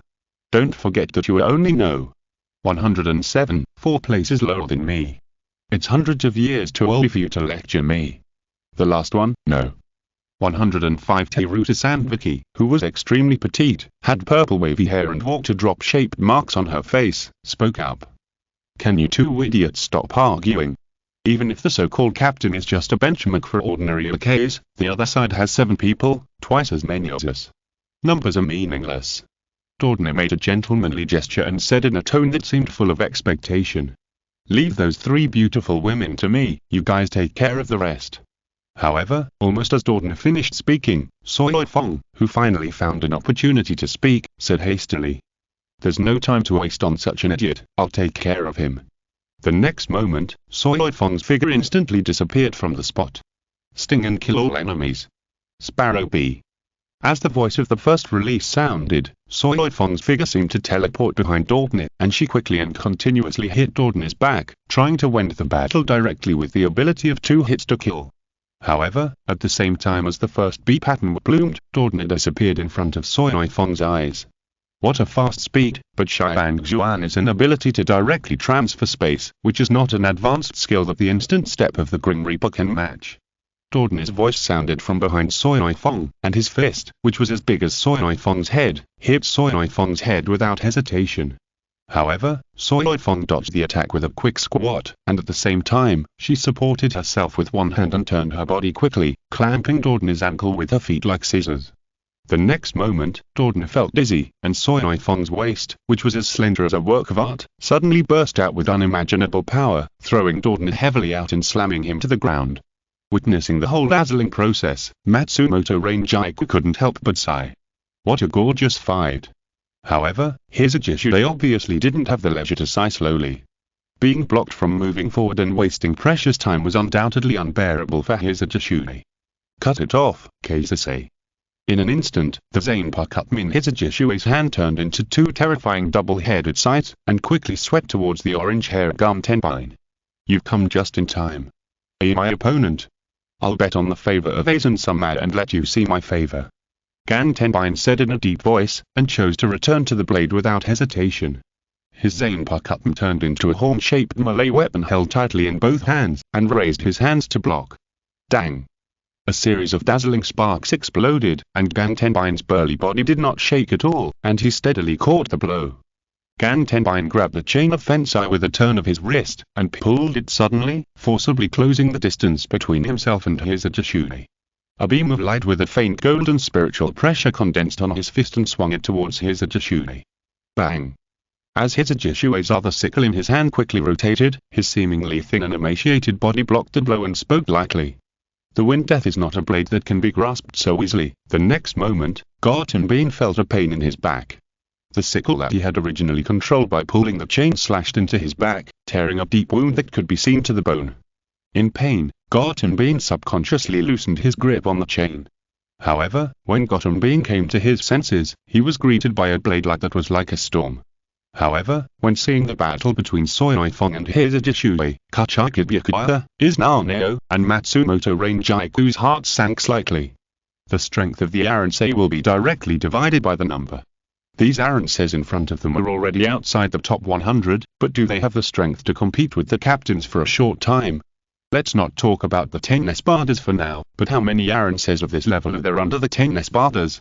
This is undoubtedly a terrifying question. The Cheng-ge's already possessed a spiritual pressure comparable to that of the weakest captain. After the Hoyoku Seireitei, those Cheng-ge's level Seireitei were undoubtedly completely beyond the level that ordinary vice-captains could handle. That is to say, Aizen Sasuke has at least hundreds of captain-level subordinates. Kachikabyukaya frowned slightly and said, although there is also a huge difference in strength between captains, the combat power of hundreds of captains is extremely terrifying. However, after saying this, Kachikabyukaya turned his eyes and fell on the only remaining female Seireitei, Seireitei Sandviki. Subconsciously wanting to keep the strongest Unohana Retsu and Senju Makotao in shape, Kachikabyukaya's palm rested on the Senbon Bancho on his waist, and was about to make a move. Senju Makotao took the lead and took a step forward and said, "Leave this Seireitei to me. Mr. Kurosaki Makotao, our whereabouts may have been known to the Kainiaku. In this case, you and Captain Unohana should keep in shape as much as possible, which is more beneficial to the plan." Kachikabyukaya frowned slightly and persuaded. "It doesn't matter. We need to warm up a little before the battle."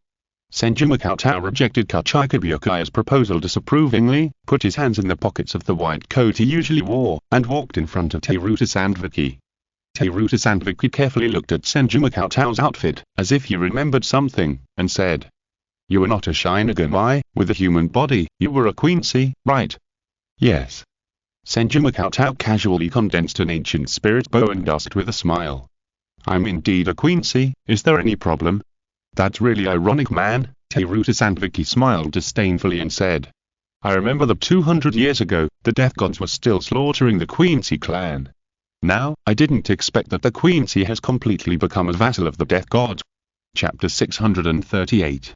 The Broken Swordsman. Chapter 638. Broken Man Swordsman. Interesting. Senju Cheng looked at the petite, pretty and cute female Seireitei in front of him, and he didn't expect that she could actually talk back.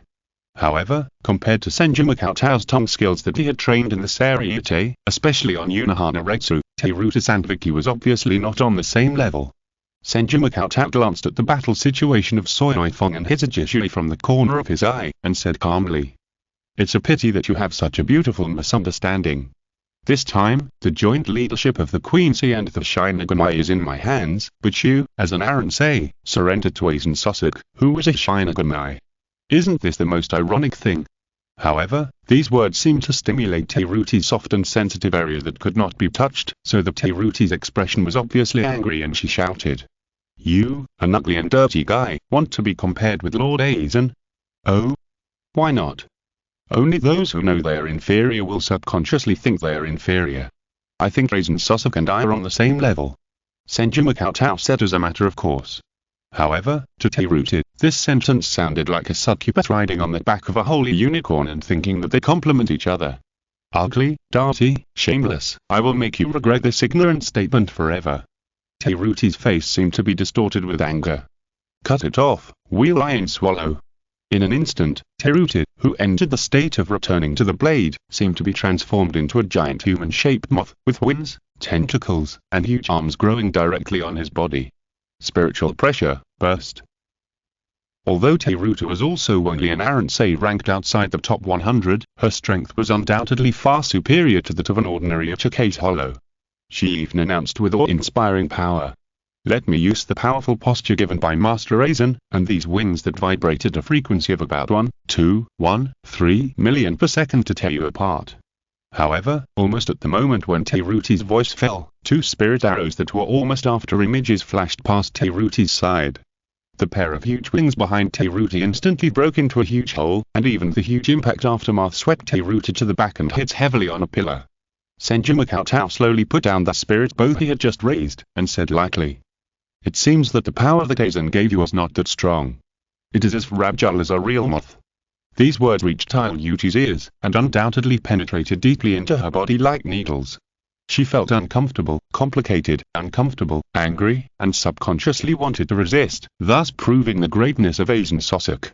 Don't joke. Do you think you have won?" Teruta slowly struggled to leave the pillar, staring at Senju Cheng with a determined look, and said, "How could the power given by Aizen Sasuke be only this level? The battle has just begun." The next moment, Teruti's figure suddenly flashed. Although her wings were shattered, her speed increased instead of decreasing, and she approached Senju Cheng at a very amazing speed. Moreover, when the tail tentacles generated by Teruta after returning to the blade were raised high, a large amount of spiritual pressure quickly condensed, and a huge sword formed at the tail tentacles and slashed downwards. Broken Man Swordsman. For a moment, Teruta was like a moth with broken wings, but he was risking his life to put out the flames in front of him. This also made Teruti's all-out spiritual pressure amazing. The huge spiritual pressure even changed the expressions of Matsumoto Rangiku and Izaneo, who were watching the battle from afar.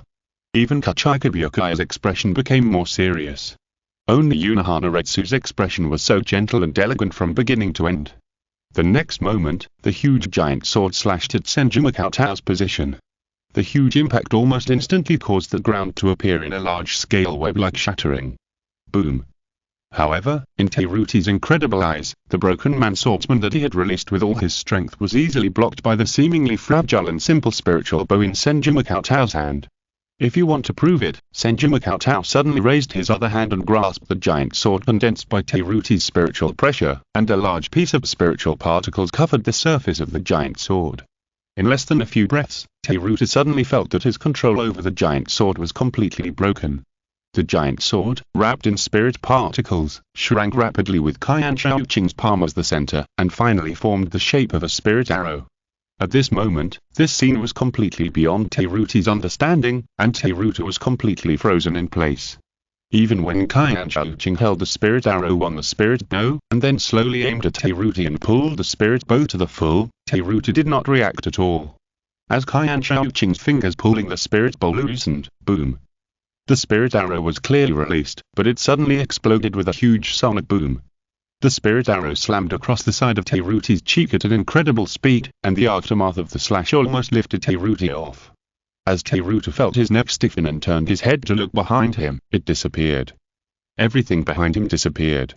As if she had experienced the ravages of the hollow flash, the area behind Seireitei that she was familiar with completely disappeared, and it spread all the way to the end of the Deep Soul Palace. Pa! Seireitei's legs softened, and she knelt unnaturally in front of Senju Bancho. The original anger towards Senju Bancho turned into war. This was definitely not a force that she could contend with. At this moment, Seireitei was like a little white rabbit who recognized that the mysterious and hazy thing in front of her was a tiger. Under the instinctive fear, she couldn't even think of running away, and just fell to the ground with a blank mind. Even the adults of the 10 Espadas may not have this kind of power. Just as Seireitei thought so, Seireitei and Shinigami also dealt with their opponents respectively. Among them, due to the fighting style, except for some more battle marks on Shinigami's body, Seireitei didn't seem to have a messy hair.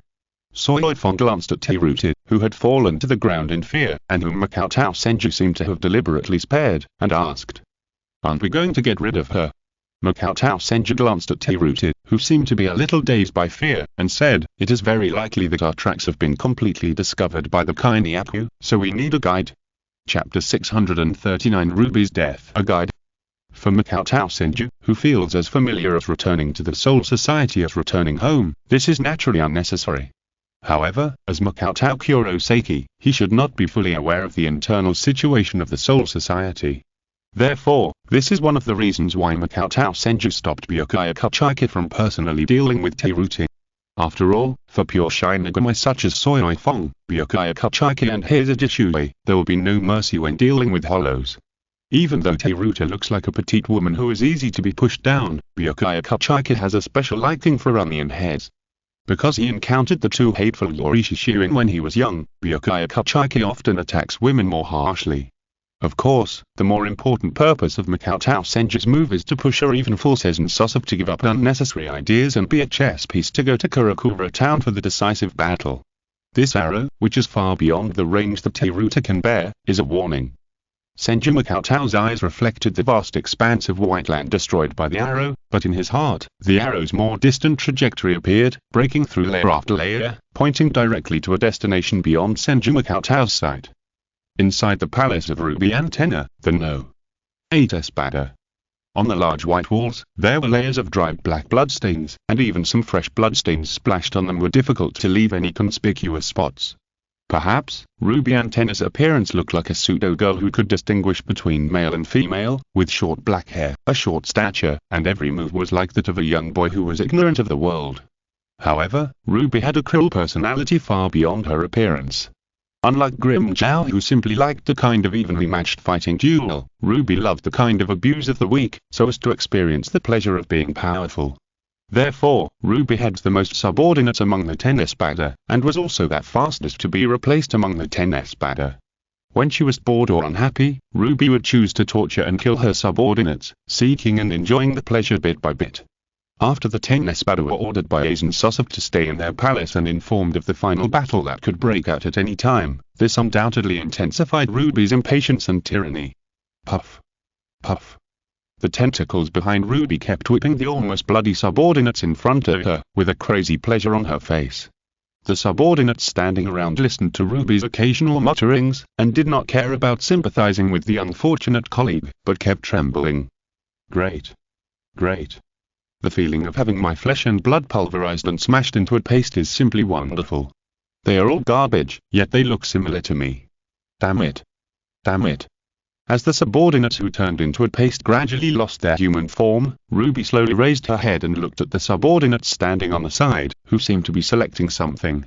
Just as Ruby slowly raised a tentacle, pointed at a subordinate, and opened her mouth to say something.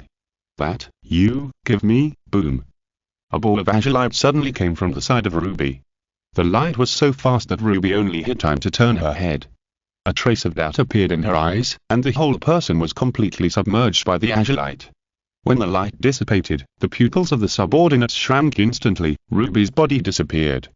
No, to be more precise, Ruby's chest was shattered directly from the explosion, and only the lower half of her body fell on the bloody subordinate officer.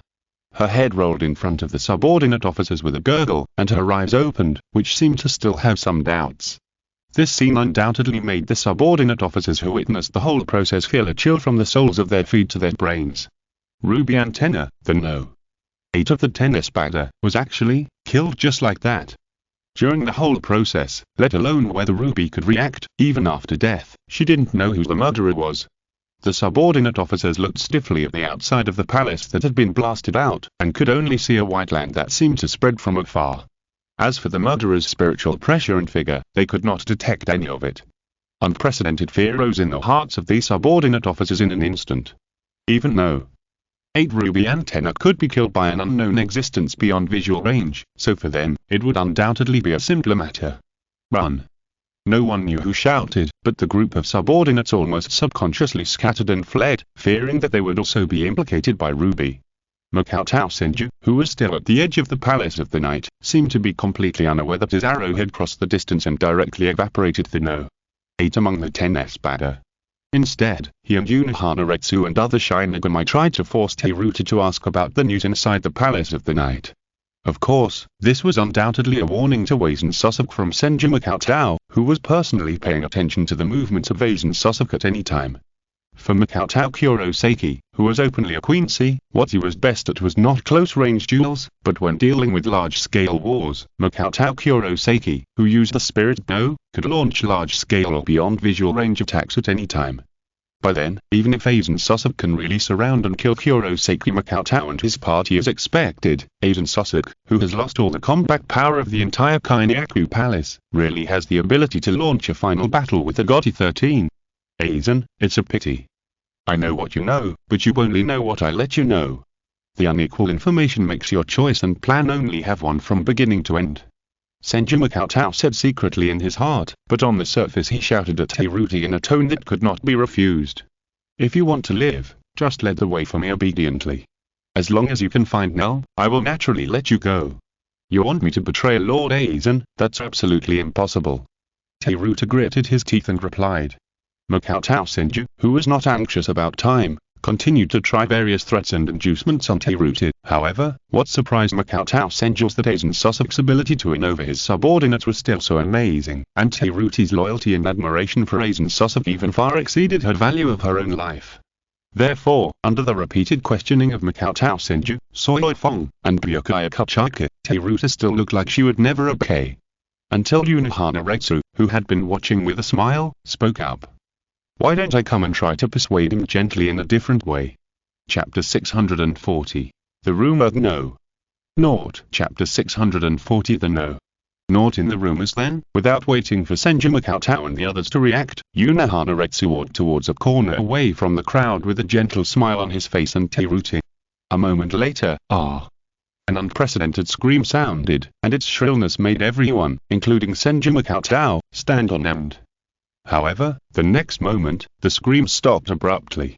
It was not that Teiruta had fainted, but that Unohana had obviously isolated the sound in some way. Another moment. After Unohana brought Teiruta out of the corner, Teiruta's attitude had obviously changed dramatically. Not only did she no longer look like she would rather die than surrender, but she lowered her head and followed behind Unohana, showing her obedience. As expected, Miss Teiruta finally understood the harm that Aizen Sasuke was doing to the world after my persuasion, and is willing to turn from evil to good and help us find Nell. After a pause, Unohana slightly turned sideways and gently gestured to Teiruta. Miss Teiruta, please tell me some information about the Kikya Palace that you know, thank you. This thank you made Teiruta tremble noticeably, and a forced smile appeared on her face that was more desperate than despair, and she spoke. I am Teiruta Sandviki, number 105. After being given power by Lord Aizen, I failed to meet Lord Aizen's expectations, so the area I am responsible for guarding is the periphery of this Kikya Palace. As for the adults of the 10 Espadas, they each have their own palaces in the Kikya Palace to live in, and they guard and support the Kikya Palace like 11 pillars. Wait. Hearing this, Kachika Byakuya frowned and asked. 11 pillars? Aren't they the Espadas? There are 11 adults in the Espadas. Isn't that common sense?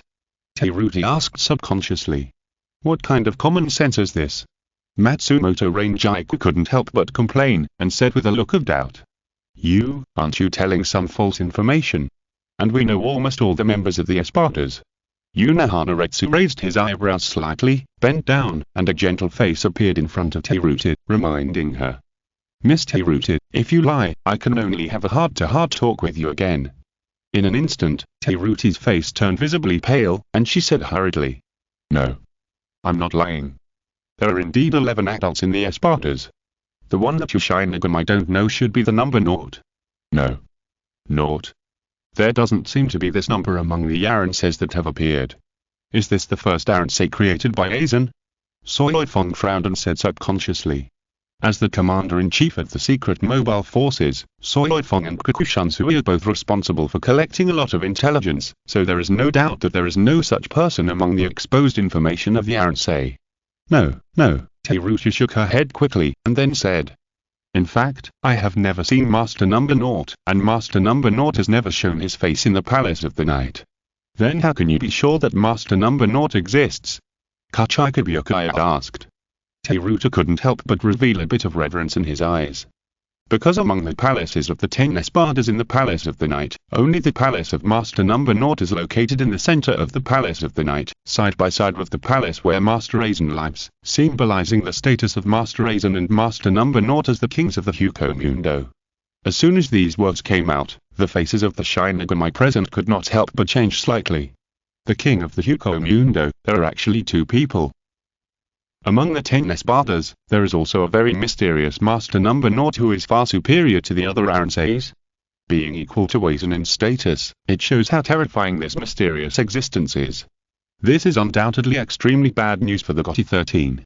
Only Senju Makoto's expression seems to be shocked and horrified, but there is a hint of embarrassment in his eyes. This name was created to deceive Bailajan and Hannibal, purely to destroy Aizen Sasuke's conspiracy to secretly control Hukomundo and attack him, but he did not expect that after a series of mistakes, this name would be passed down in Hukomundo to this day.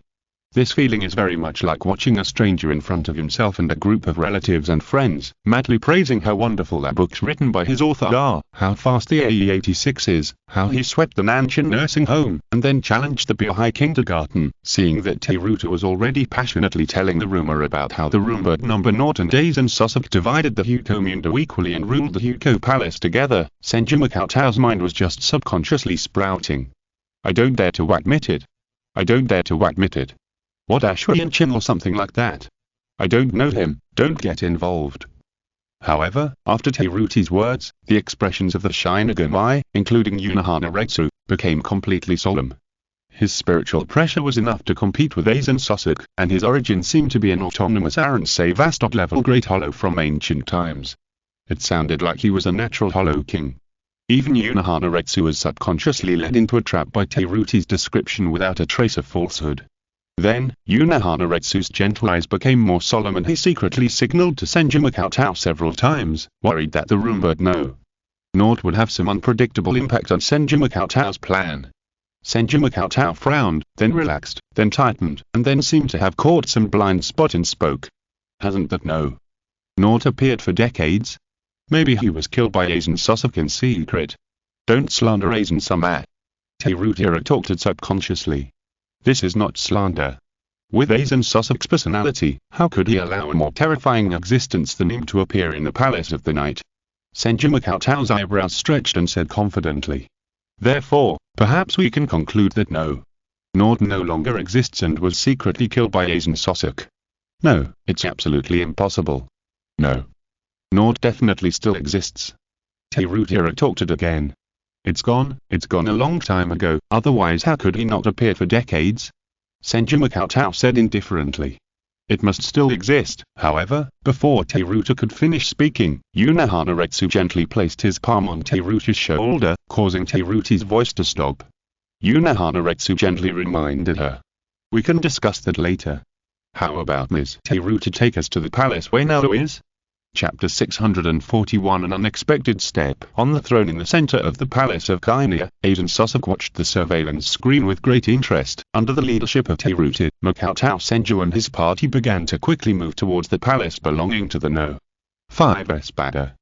Although Seireitei was only 100 plus aransei, and the area of the palace of Kyonya was not inferior to that of the Seireitei, Seireitei undoubtedly had enough time in her long life to figure out where the palaces of the Espada were. However, Agent Sasuke did not mean to stop them, but continued to sit on the throne, watching the every move of Makoto Senju and his party on the surveillance screen with great interest. Ichimura Jinzo could only stand to one side, with a fox-like expression that made it completely difficult to guess what he was thinking. At this moment, Tosun Kaname appeared under the throne steps in a flash and reported. Lord Aizen, I just received an urgent message that No. 8 Ruby Antenna was attacked by an unknown force and died on the spot. Yes. Agent Sasuke responded lightly. That reaction without any surprise or concern made Tosun Kaname slightly stunned. After all, not long ago, the order Agent Sasuke gave him was to integrate all the forces of the Kuraya Palace as much as possible to prepare for the final battle. And now that the No. 8 of the 10 Espada, who is one of the important fighting forces, has died, Agent Sasuke's reaction is so calm. Lord Aizen, did you punish Ruby yourself? Tosun Kaname guessed. Of course not, even if I need to demonstrate, I will not do such a meaningless act to Ruby. After a pause, Agent Sasuke's mouth slightly raised and said. That person is demonstrating to me, reminding me that he has the ability to slaughter all the aranseis of the Kyonya Palace beyond visual range, and urging me to leave the Kyonya Palace and go to Karakura town as soon as possible. That person. Tosun Kaname was stunned and did not react. The most important thing is that the tone of Agent Sasuke's voice sounded so familiar and strange to Tosun Kaname. Kaname, the important guests have arrived. Tell Hannibal, Ulquiorra, Nell, and Grimmjow to wait in the 5th palace. After a pause, Agent Sasuke's fingers tapped lightly on the armrest of the throne, and he turned his head slightly to look at Ichimura Jin and said. In addition, Jin, just as I said just now, you will be responsible for entertaining the guests this time. How about it? Lord Aizen, with only Hannibal, Ulquiorra, Nell, and Grimmjow, I'm afraid, it's not enough. Ichimura Jin asked back. No, it's enough. Agent Sasuke replied playfully. Those 4 Espadas are the best choice. If those 4 Espadas are not strong enough to resist, the result of the remaining Espadas participating will be the same. Besides, don't we have you, Jin? Agent Sasuke looked at Ichimura Jin and said. I believe in you, Jin. You will complete the mission perfectly, right? And I will also decide how to fight the Gotti 13 based on the results of your battle, Jin. Ichimura Jin's eyes, which made it impossible to see clearly, almost changed several times in a row. Although he had already made up his mind to be enemies with his former colleagues, the opponents were not only the captains, but also the existence of Matsumoto Ranger Aikyu. This undoubtedly forced Ichimura Jin to swing his sword at his favorite. Aizen. Anger continued to grow in Ichimura Jin's heart. In Ichimura Jin's view, this was undoubtedly Aizen Sasuke playing with people's hearts in a bad way, forcing Ichimura Jin to cut off the only important bond left in the past with his own hands.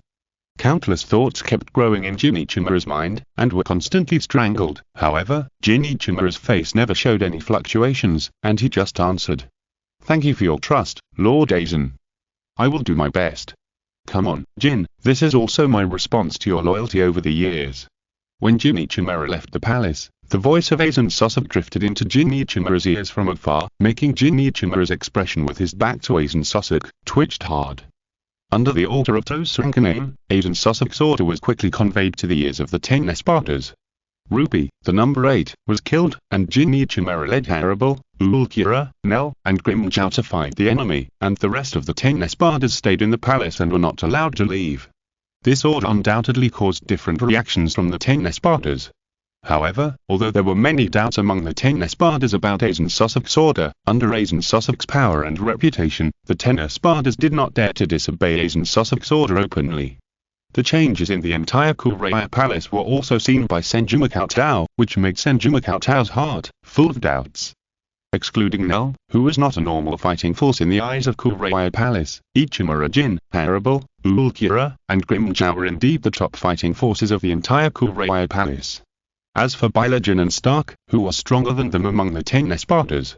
Byakugan's ability of decay is an indiscriminate range attack, and it is undoubtedly extremely easy to accidentally injure friendly forces when participating in a melee. In addition, Byakugan is still immersed in the glory of being the Hollow King from time to time, which makes Byakugan the most rebellious person among the 10 Espada to Aizen Sasuke. As for Stark, although Stark's spiritual pressure is extremely terrifying, in fact, Stark has extremely little interest in fighting and lacks fighting experience. In a real battle, the combat power that can be exerted may not be above the other vast top-level Arensei. Although the combat power group mobilized by Aizen Sasuke is quite amazing, if Aizen Sasuke does not take action personally, it is undoubtedly far from enough for Ichiro and a group of Arensei to deal with the team led by Senju Cheng and Unohana Retsu. However, once Senju Cheng considers it from another angle, the information he infers is undoubtedly more shocking. Whether it is Hannibal, Ulkira, Nell and Grimjow, they are all related to Senju Cheng. No, to be more precise, they are related to Ashwara Koutenri. Is it just a coincidence? Or has Aizen Sasuke noticed something? Senju Cheng frowned slightly and fell into thought. Did Aizen Sasuke notice the connection between Ashwara Koutenri and Kurosaki Cheng? Or did he notice more information about Senju Cheng? However, everything after Aizen Sasuke betrayed the Seireitei is in the information cocoon I woven for him, and everything Aizen Sasuke knows, touches and acts on is also monitored by Zaraki-sai at all times. Or is it just a pure coincidence? At this moment, Senju Cheng was deeply suspicious. He felt that even though he was monitoring everything about Aizen Sasuke and weaving an information cocoon, it was still not enough. This important chess piece that could change the entire Jingling court took an unexpected step at such a critical moment. Chapter 642. Killing and destroying the heart. Of course, there is another possibility. That is, in addition to Jin Ichimura and the rest of the 10 Espada, Aizen Sasuke secretly prepared a special surprise gift for Makoto Senju and his party. Yuluhilu, in addition to fusing the Hodyoku, has Aizen conducted any special Arensei experiments during this period? Makoto Senju asked Yuluhilu while following Teiruti on the road. I don't know. Yuluhilu's voice was transmitted to Makoto Senju's ears through the vibration of the spirit particle, and said, the place where Aizen Sasuke conducted the Horyoku experiment will unfold a hidden barrier that completely isolates the inside and outside. In this case, Sai's consciousness can only leave that small area and remain in a larger area. Therefore, apart from knowing that the two Horyoku in Aizen Sasuke's hands have merged together, the specific content of Aizen Sasuke's Arensei experiment is not clear. However, Aizen Sasuke did have a few more Arenseis with strange abilities and unknown abilities. Then, Yuluhilu described in detail the appearance of those special Arenseis and a small amount of information that had been exposed. One of them was the fire-extinguishing Prince Wonderwise that Aizen Sasuke used to target Yamamoto Jinrai Shichikuni in the original trajectory, and had the targeted ability to seal Raijinjaka. So, did Aizen also prepare corresponding special treatment for me and Unohana-sensei? Senju Cheng guessed silently, his eyes always reflected Aizen Sasuke watching his every move through the surveillance screen, and secretly asked Yuluhilu to pay attention to the movements of all the Arenseis in the entire Kainyaku Palace.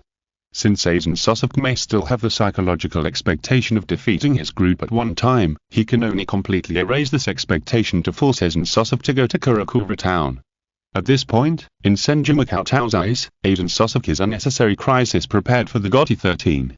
Without this crisis, Unohana Retsu would never be able to seize the position of captain-in-chief from Yamamoto Jinrai Shichikuni. Under the prestige that has been maintained for 1,000 years, only if Aizen Sasuke defeats it, Senju Cheng will have the opportunity to establish a new authority in this Seireitei. But, this feeling is really a bit strange. Aizen Sasuke is looking at me, but I am looking at Aizen Sasuke looking at me. Senju Cheng sighed inwardly. Under the leadership of Teiruti and the invisible tacit consent of Aizen Sasuke, Senju Cheng and his party almost quickly and unhinderedly crossed half of the palace. After leaving the inner buildings outside the palace, they were exposed to the unique name of the palace.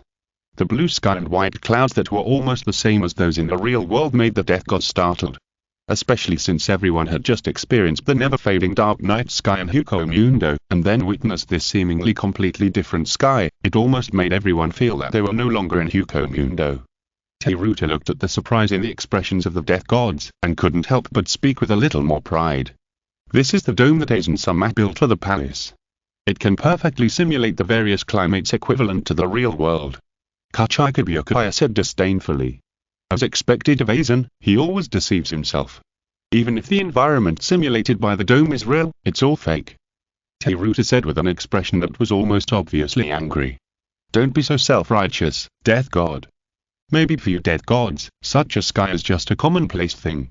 But you don't understand what such a sky means to me, who has no choice since I was born and has always lived under the dark and lonely night sky. Even if it is fake, it is the most real and precious gift from Lord Aizen." This made the death gods who followed Seireitei on their way speechless for a moment. Different standpoints meant that under the inherent thinking of the death gods, they would never consider the suffering of the hollows. In the eyes of more than 99% of the death gods, hollows are just a collection of evil, and there is no need to communicate too much. In addition to keeping a certain number of hollows to maintain the balance of the world, it is necessary to kill all the extra hollows to prevent the world from being destroyed by the hollows devouring human souls. However, whether it was the brief battle with the Iron Saber and the Seireitei before, or entering the Kurei Palace, the Shinigami unknowingly realized a fact that had been ignored in the past. Hollows also have emotions, and are even similar to the existence of Iron Sei. Whether it is thinking logic or emotional will, they are already very close to the level of Shinigami. Moreover, everyone also vaguely understands why Aizen Sasuke can control the entire Kurei Palace, in addition to the fact that most of the Iron Sei were created by Aizen Sasuke through the Hojoku. More importantly, the Iron Seis with emotions and consciousness can also be deceived and won over by Aizen Sasuke like he did with the Gotti 13. Seireitei, don't be blinded by the superficial favor. Aizen Sasuke will never regard you as a fellow or compatriot. You're probably just a chess piece in his eyes. Matsumoto Rangiku seemed to sympathize with Seireitei. Although she was a god of death, she couldn't help but remind the hollow who was her mortal enemy. However, Seireitei's eyes showed a faint light and said, "I'm honored to be the chess piece of Lord Aizen." Senju Cheng, who heard this silently and knew that Aizen Sasuke was also watching the movements of his group, couldn't help but tease. "So, your heart is still in the shape of Aizen Sasuke, but your body is honestly leading the way for us." Suddenly, Seireitei's face turned completely black. What kind of murderous statement is this? Even Seireitei's eyes were startled, and the speed of rushing slowed down significantly, as if she was about to stop completely at any time, so that her body could continue to completely maintain the shape of longing for Aizen Sasuke. Unohana gave Senju Cheng a look of disgust and said gently, "Ms. Seireitei, which way should we go at the next intersection?" The next moment, Seireitei's speed increased instantly, as if her body instinctively chose to obey Unohana, completely suppressing her inner thoughts. In an instant, even Senju Cheng couldn't help but wonder what Unohana did to Seireitei. Chapter 643 You are so rude, death. However, even though her body's instinct made Seireitei unable to refuse Unohana's order, she still spoke stubbornly. "Don't be too proud of yourself, you Shinigami. You don't really think that Lord Aizen doesn't know that you have invaded the interior of the Palace of the Night? The route I took you just now is completely a heavily guarded area in the past, but no Iron Sei appeared to stop you, which is enough to show that Lord Aizen has made sufficient preparations in front. So, strictly speaking, I didn't betray Lord Aizen, I just followed Lord Aizen's will and took you to the burial place." Unohana responded gently. "Thank you for your reminder, Miss Seireitei, but we are also in a hurry, please speed up, how about it?" "Humph, you don't know whether to live or die," Seireitei muttered, but she believed more and more in the words she subconsciously defended just now. With the greatness of Lord Aizen, it is impossible that he is not aware of the existence of these invaders, but the alert situation along the way shows that Lord Aizen is also deliberately letting these invaders enter the depths of the Palace of the Night. Is this the gentleness of Lord Aizen? Knowing that these invaders are not something that the Iron Seis other than the 10 Espadas can deal with, in order to prevent his subordinates from making unnecessary sacrifices, he silently allowed himself to bring the invaders to the central area of the Palace of the Night. It is possible that Lord Aizen will personally take action to deal with these enemies. Thinking of this, Seireitei's heart couldn't help but pounding, and her eyes were full of expectations. As no. 105, Seireitei has not had the opportunity to see Aizen Sasuke again for a long time. Suddenly, without the urging and reminders of the Shinigami behind him, Seireitei's speed was constantly accelerating, rushing towards the palace location belonging to Nell among the 10 Espadas. Also because the lowest in the team is the vice-captain level. Therefore, as everyone was rushing on the road, even with the spaciousness of the Palace of the Night, a white palace that seemed to be painted with various childlike patterns of unknown meaning soon appeared in front of everyone. The fifth palace. Just as everyone stood on the soft desert, looking at the fifth palace not far away from a distance, and subconsciously stopped. Powerful spiritual pressures surrounded Senju Cheng and his party from all directions. This also made Teiruta's originally expectant expression completely excited, and her eyes swept over the figures that surrounded them one after another. That was, Lord Ichimura Jin. There are also Lord Haribal, Lord Ulkira, Lord Nell, Lord Grimjow, and many subordinates directly under the 10 Espartas. At this moment, Teiruta was like witnessing the idol she had been thinking about, and she was full of envy when she saw the figures of Ichimura Jin and the 10 Espartas. This was undoubtedly the position that Teiruta had longed for in her heart in the past, and it was a lofty position that could often come into contact with Lord Aizen. Different from Teiruta's excitement and envy, the appearance of Ichimura Jin and the 10 Espartas made the expressions of the Shinigami become solemn and serious. Although everyone had already anticipated that invading Aizen's Sussex space would not be without any obstacles and obstructions. Therefore, whether it was the appearance of Ichimura Jin or the other 10 Espartas, it was completely within the expectations of Kachika Byakuya and others. Even after seeing Nell, who was brought by Grimjow, the eyes of the Shinigami, including Kachika Byakuya, subconsciously revealed a burning feeling. In the body of the Arancer named Nell, it is very likely that most of Makoto's soul is fused. As long as that part of the soul can be taken back, plus Makoto's spirit that has been perfectly preserved by Unohana Retsu, then Makoto is likely to be revived. As this thought came to mind, the breathing of Byakuya Kachika, Soifong, Hizajishue and the others became noticeably rapid. Although they were standing with their backs to each other and facing the nearest enemy, their eyes were involuntarily drawn to Nell. The burning gazes that were directed at Nell made Grimjow's expression completely unhappy. Further, when Nell had just seen Senju Makoto clearly and was about to say something subconsciously, Nell was pulled behind by Grimjow, using her body to isolate herself from the gazes of these perverted Shinigami in front of her. These guys are actually coming for Nell. Unforgivable.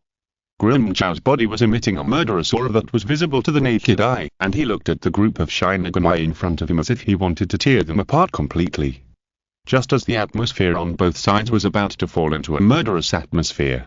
Hey, everyone, long time no see. With his hands tucked into his white sleeves, Jin Ichimura greeted Senju Makoto and his party with a fake smile and said, Ichimura. Jin. In the eyes of all the Shinigami, including Unohana Retsu, Jin Ichimura was undoubtedly a complete traitor, following Aizen Sasuke to betray the Seireitei. Among them, Matsumoto Rangiku couldn't help but ask directly. Jin, what are you thinking about? Why? Why do you want to help Aizen? Rangiku? Hehe, you're still so energetic after not seeing you for so long. Jin Ichimura still had that hypocritical fox-like expression and answered in a frivolous tone. But what's with the tone of you thinking you know me? Even if our personal relationship is pretty good, it can't be an obstacle for me to follow Lord Aizen. After a pause, Jin Ichimura's eyes slightly opened and swept across everyone in front of him. The extremely sharp eyes, like a venomous snake staring at its prey, made everyone subconsciously feel a sense of panic. On the contrary, the farce of you who broke in here is almost over. The foolish act of breaking into the Palace of the Night will require a corresponding price. When Senju Makoto and Unohana Retsu were silent, Kachika Byakuya showed his responsibility as the head of the Kachika family, facing the gazes of Ichimura Jin and many Yaranseis, and scolded. Don't get carried away, Ichimura Jin.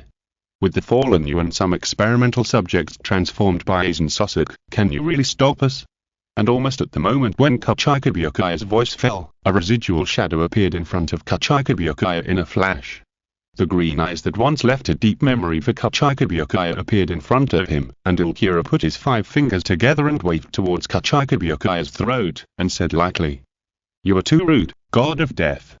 If you're listening to this novel on a channel other than Fanfic World, it means they downloaded and uploaded it without effort. We cordially invite you to visit our channel, Mundo Fanfic Novel, as there you'll find the original version of this story and you can explore many other novels of various genres. We're waiting for you to immerse yourself in a world of incredible novels. Chapter 644. Jin Jin's Determination. Boom. The moment Ulkira's hand swung past, a huge airwave exploded, and the terrifying aftermath spread, even raising a huge sand wave dozens of meters away in the direction of the hand. However, this blow did not tear Byakuya Kachika apart directly as Ulkira expected. Only the grey cloak that Byakuya Kachika originally wore was instantly blown away in the airwave. Byakuya Kachika's figure appeared more than 20 meters away in another direction. Ulkira's movements did not change, only his pair of deadly green eyes turned slightly, looking at Byakuya Kachika and spoke. Compared to the last time we met, You have become stronger, god of death.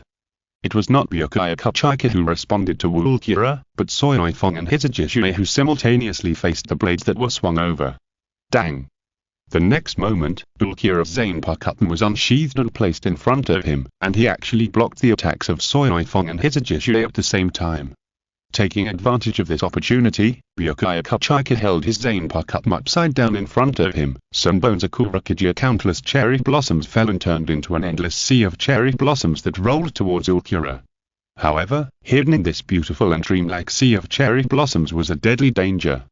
Soifong and Hizajishue, who knew the power of Byakuya Kachika's zanpakutō, also retreated instantly when Ulkira was submerged in the sea of cherry blossoms. In the reflection of Ulkira's green eyes, the boundless sea of cherry blossoms completely filled his vision. Boom! Under the gaze of everyone, Ulkira's figure was completely swallowed up by the sea of cherry blossoms, and countless cherry blossoms kept washing over him. However, Byakuya Kachika's expression did not slow down because of this, but became more solemn. Can't cut it. After gathering a lot of information, Byakuya Kachika already had a certain estimate of the capabilities of Ulkira, his former opponent. Steel skin. However, when Byakuya Kachika sensed that Ulkira's figure did not shake at all under the crazy washing of the cherry blossoms of Senbon Bancho, he was still shocked. The amazing strength of steel skin. The next moment, as Ulkira's zanpakutō swung again, the sea of cherry blossoms was directly cut off, revealing Ulkira, who had no traces on his skin except for the clothes on his body. The fourth espada. Is this just the fourth espada?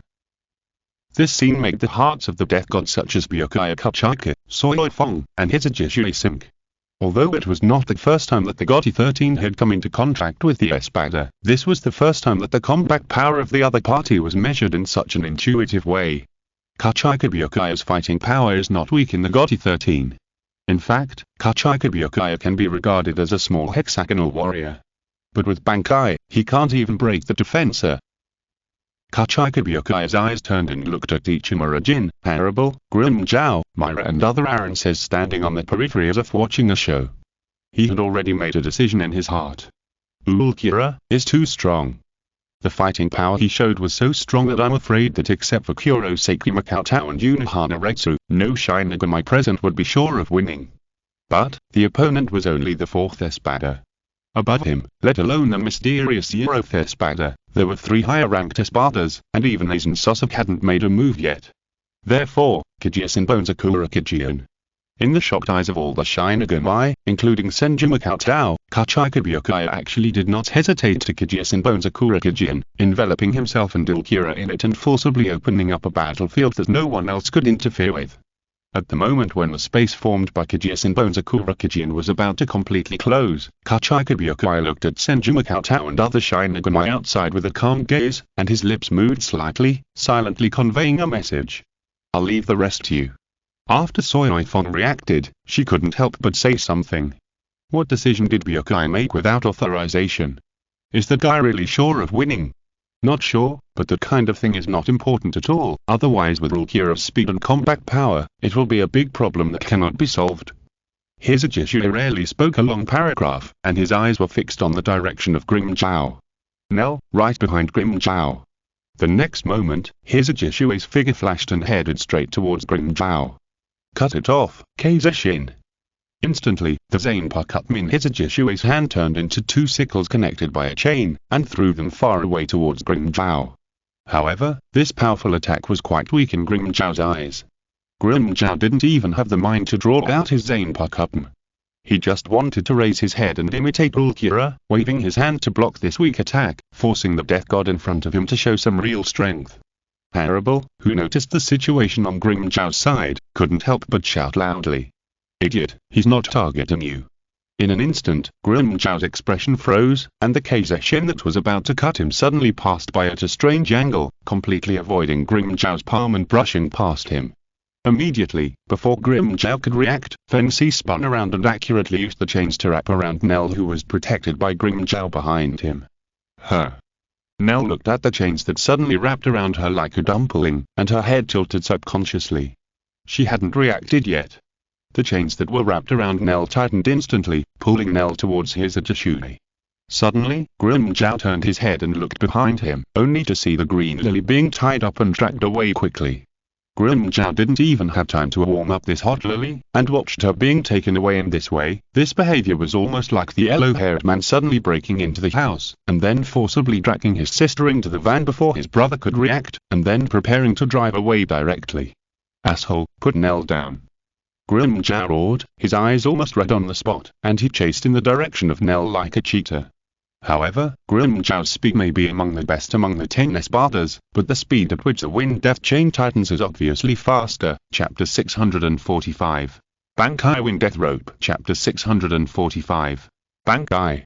Wind Death Chain now is getting further and further away from Grim Zhao. At this moment, Grim Zhao felt his nerves trembling with anger. Again and again. He had just vowed not long ago that he would definitely protect Nell. "Nell, I'll come and save you." In this extreme anger, Grim Zhao almost subconsciously spoke the most straightforward voice in his heart to Nell. However, unlike Grim Zhao's anger, Nell, who had already realized that his Seireitei was in the same group as Senju Cheng, did not have the slightest worry. On the contrary, Nell could not wait to be taken away by the Wind Death Chain and reunite with her dear father. Without her father, it was really impossible to stay in the Kainyaku Palace. Therefore, while Nell was dragged backwards by the Wind Death Chain, she still had a happy and cute expression on her face because of her excessive joy. However, the reflection of Nell's expression in Grim Zhao's eyes undoubtedly stimulated Grim Zhao more and more. That silly smiling face was getting farther and farther away in Grim Zhao's eyes. So much so that Grim Zhao, in extreme anger, entered the state of returning to the blade before he even drew his sword, and turned into a human-shaped leopard king, exuding a trembling sense of oppression, and madly pursued Nell.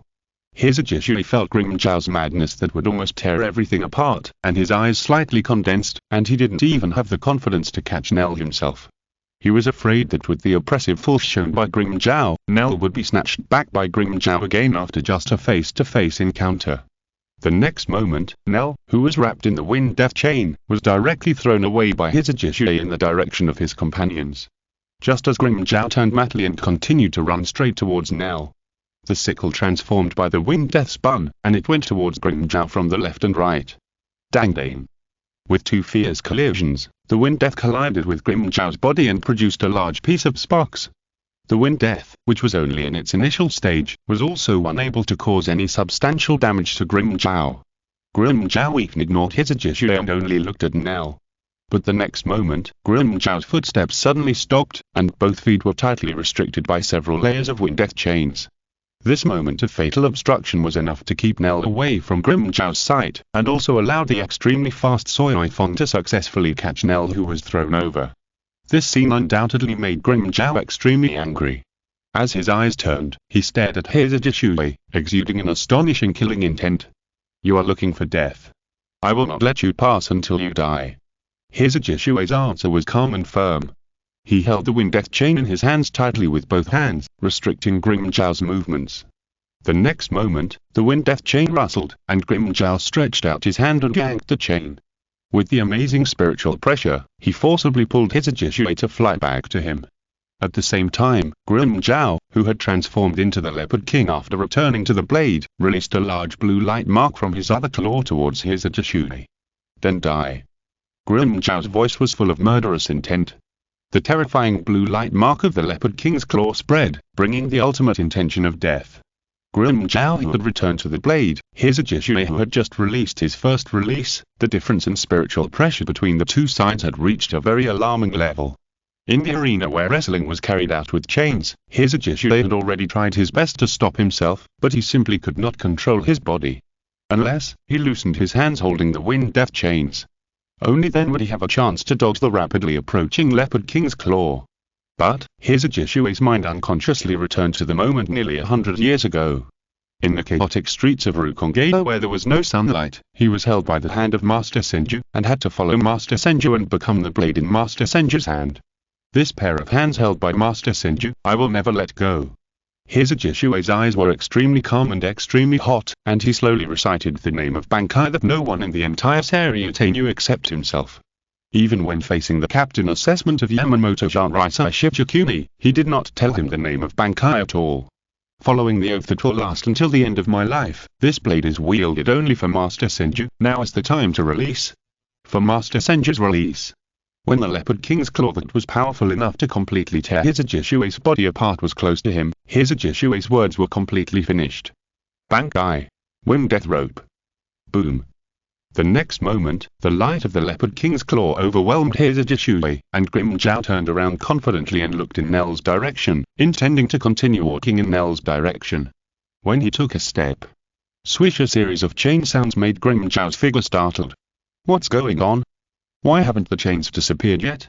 With the power of Grimmjow's strongest move, Leopard King's claw, a mere Shinigami who had just released his Shikai could not possibly survive.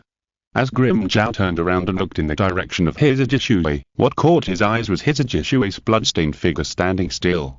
No matter who it is, you will not be allowed to pass.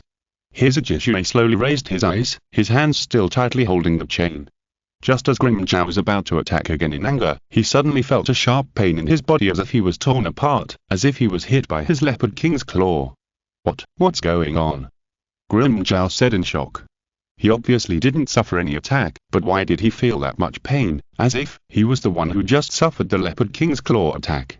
I told you, you don't have a chance to pass, Hizajishue said calmly. After releasing the wind death rope, it is meaningless to attack me in any way. Unless both your and my spiritual pressure are completely exhausted, you and I are both immortal, and the pain I suffer will also be passed on to you. Upon hearing this, Grimmjow's angry expression darkened, and in a flash, he closed the distance between himself and Hizajishue and launched a frantic attack on Hizajishue. After Hizajishue resisted for a few times, his heart was suddenly pierced by Grimmjow, and this is not the end. There can't be something without limits. Watch me completely annihilate you into residue.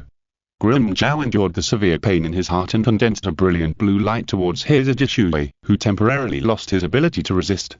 The Flash of the King of Hollows. Chapter 646. Battle of Wills. Boom. The Flash of the King of Hollows exploded, almost crushing ordinary hollows. The terrifying energy torrent poured out, even dyeing the surroundings into one color. However, Grimmjow's release of the Flash of the King of Hollows suddenly stopped, and unprecedented pain spread, causing Grimmjow's neck and cheeks to visibly burst with blue veins.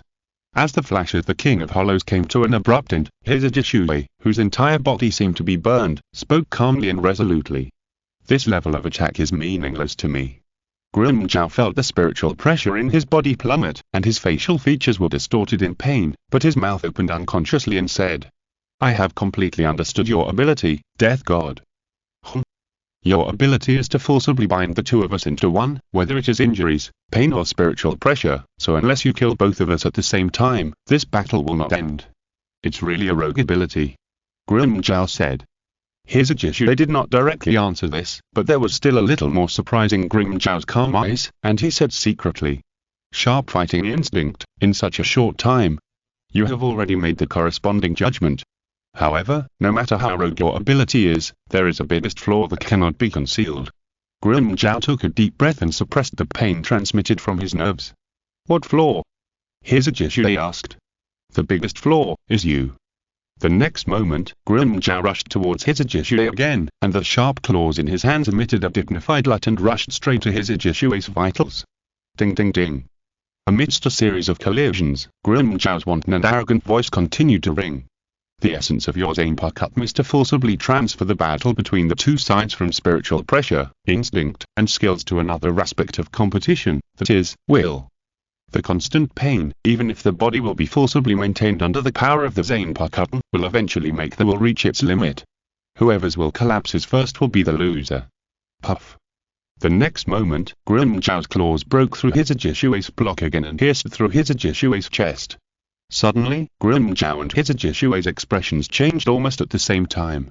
However, what Grimmjow did not expect was that Hizajishue also stacked the sickle into Grimmjow's abdomen with his backhand, and the double pain made the nerves of both parties tremble. However, even so, Grimmjow and Hizajishue's eyes did not waver at all, and they stared at each other intently.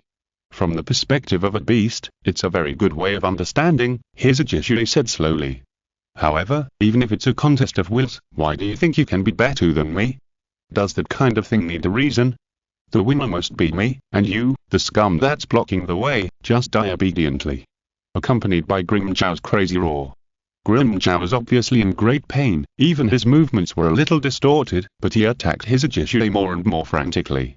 And just when Grimjow and Hizajishue entered this fierce battle that was completely a contest of wills, Seireitei had already caught Nell, and subconsciously and cautiously tried to control Nell to prevent her from resisting and struggling. After all, from the information provided by Seireitei, Seireitei already knew that Nell was a No. 5 Espada, ranking higher than Grimjow. However, what surprised Seireitei was that Nell had no intention of resisting at all. Instead, she took the initiative to hug Seireitei with her backhand, as if she was afraid that Seireitei would abandon her. This made Seireitei slightly startled, and she keenly felt that the air behind her was quickly torn apart. Dang! Seireitei drew out the broken blade zanpakutō from her waist and blocked the attack with her backhand. However, the heaviness of the attack was beyond Seireitei's imagination, causing Seireitei's arm to sink instantly, and the attack almost landed directly on Seireitei's shoulder. However, it seemed that because Nell was lying on Seireitei's chest, the attack had a little hesitation, which made Seireitei take advantage of the situation to retreat, and in a flash, she retreated more than 10 meters away in an instant. The amazing heaviness of the attack made Seireitei's face slightly gloomy as she looked at the wheat-skinned Hannibal with bright golden hair standing in front of her. The third Espada. This was also one of the first Espadas to be recognized by the Seireitei. He had fought a great battle with Kurosaki Makoto in Karakura town. However, when Seireitei faced Hannibal's attack personally, she fully realized how powerful a vast level Seireitei was. Just blocking it once, her wrist was sore and numb. Seireitei's wrist holding his zanpakutō quietly moved and stretched, but her expression seemed extremely heavy. Hannibal did not continue to chase Seireitei, but turned her eyes to Neil and shouted, "Neil, there should be a limit to fooling around. Come down." Hearing this, Neil subconsciously shrank her neck, hugged Seireitei's slender waist with both hands, and answered weakly, I was kidnapped." This answer undoubtedly caused Hannibal's dissatisfaction. Although the 10 Espadas almost never regarded Neil as a regular combat force due to the instability of Neil's combat power, in Hannibal's eyes, Neil was ultimately a vast level Seireitei of the same level as herself. More importantly, Nell is the adopted daughter of Lord Ashura. This behavior of Nell is unbearable to Hannibal, close to betrayal. "If you don't come down, then I can only force you back," Hannibal said in a deep voice. At the same time, Apache, Sunsung and Myra, who were Hannibal's subordinates, blocked Seireitei's retreat from 3 other directions and surrounded Seireitei and Nell. "You have no way to retreat, Death. Death, I advise you to let go of Lord Nell. If you anger Lord Hannibal, the consequences will be very serious." Facing the threats and warnings of Apache, Sunsung and Myra, Seireitei just put on a fighting posture. "Give up?" Seireitei frowned slightly, but her eyes contained absolute determination. How could she give up after coming here? Just a little bit, as long as I can bring Nell back, Cheng-ge will have the chance to reappear in front of me. I will never give up no matter what." Chapter 647 Conclusion of the conflict. Hannibal did not say anything more about Seireitei's attitude of resisting, breaking into the Palace of the Night and trying to abduct Nell. Such actions would make Hannibal, who secretly had no loyalty to Aizen and Sasuke, stop Seireitei even for his own position. Of course, Hannibal did not take Seireitei seriously, and raised his chin slightly. Hannibal still stood in place, blocking Seireitei from taking Nell to contact Senju Makoto and Unohana, while Apache, Sun and Myra attacked Seireitei from different directions. As Hannibal's direct subordinates, Apache, Sun and Myra were ancestors of the level of Uchiha's. Although they were far inferior to Grimjow, they were definitely not to be underestimated. Especially since the 3 of them had lived and fought with each other for decades, the tacit understanding had penetrated into their bones. As for Seireitei, who was best at speed, because of the hindrance of Nell in her arms, she was trapped in the siege of Apache, Sun and Myra and could not get out. The battle situation was almost visibly unfavorable. Izanagi and Matsumoto Rangiku, who witnessed the whole process, became visibly anxious. Just looking at Hannibal with his back to them, Izanagi and Matsumoto Rangiku knew that they were far from being Hannibal's opponents, and could only pin their hopes on Senju Makoto and Unohana, who were always standing in place. Seeing this, Ichimura-jin smiled and said, "The battle has just begun, and you two can't hold back. Jin, Suddenly, before Senju Cheng and Unohana Retsu could answer, Matsumoto Rangiku blocked in front of Ichimura Jin and said with a fierce and resolute look, "If you intend to stop Mr. Kurosaki Cheng and Captain Unohana, your opponent is me." Ichimura Jin's smiling expression changed slightly, and he said in a tone that made it difficult to distinguish the meaning, "Don't joke, Rangiku, you'll die if you overestimate your own abilities." Matsumoto Rangiku gritted his teeth and said with a trembling voice, "Then step over my body, Jin."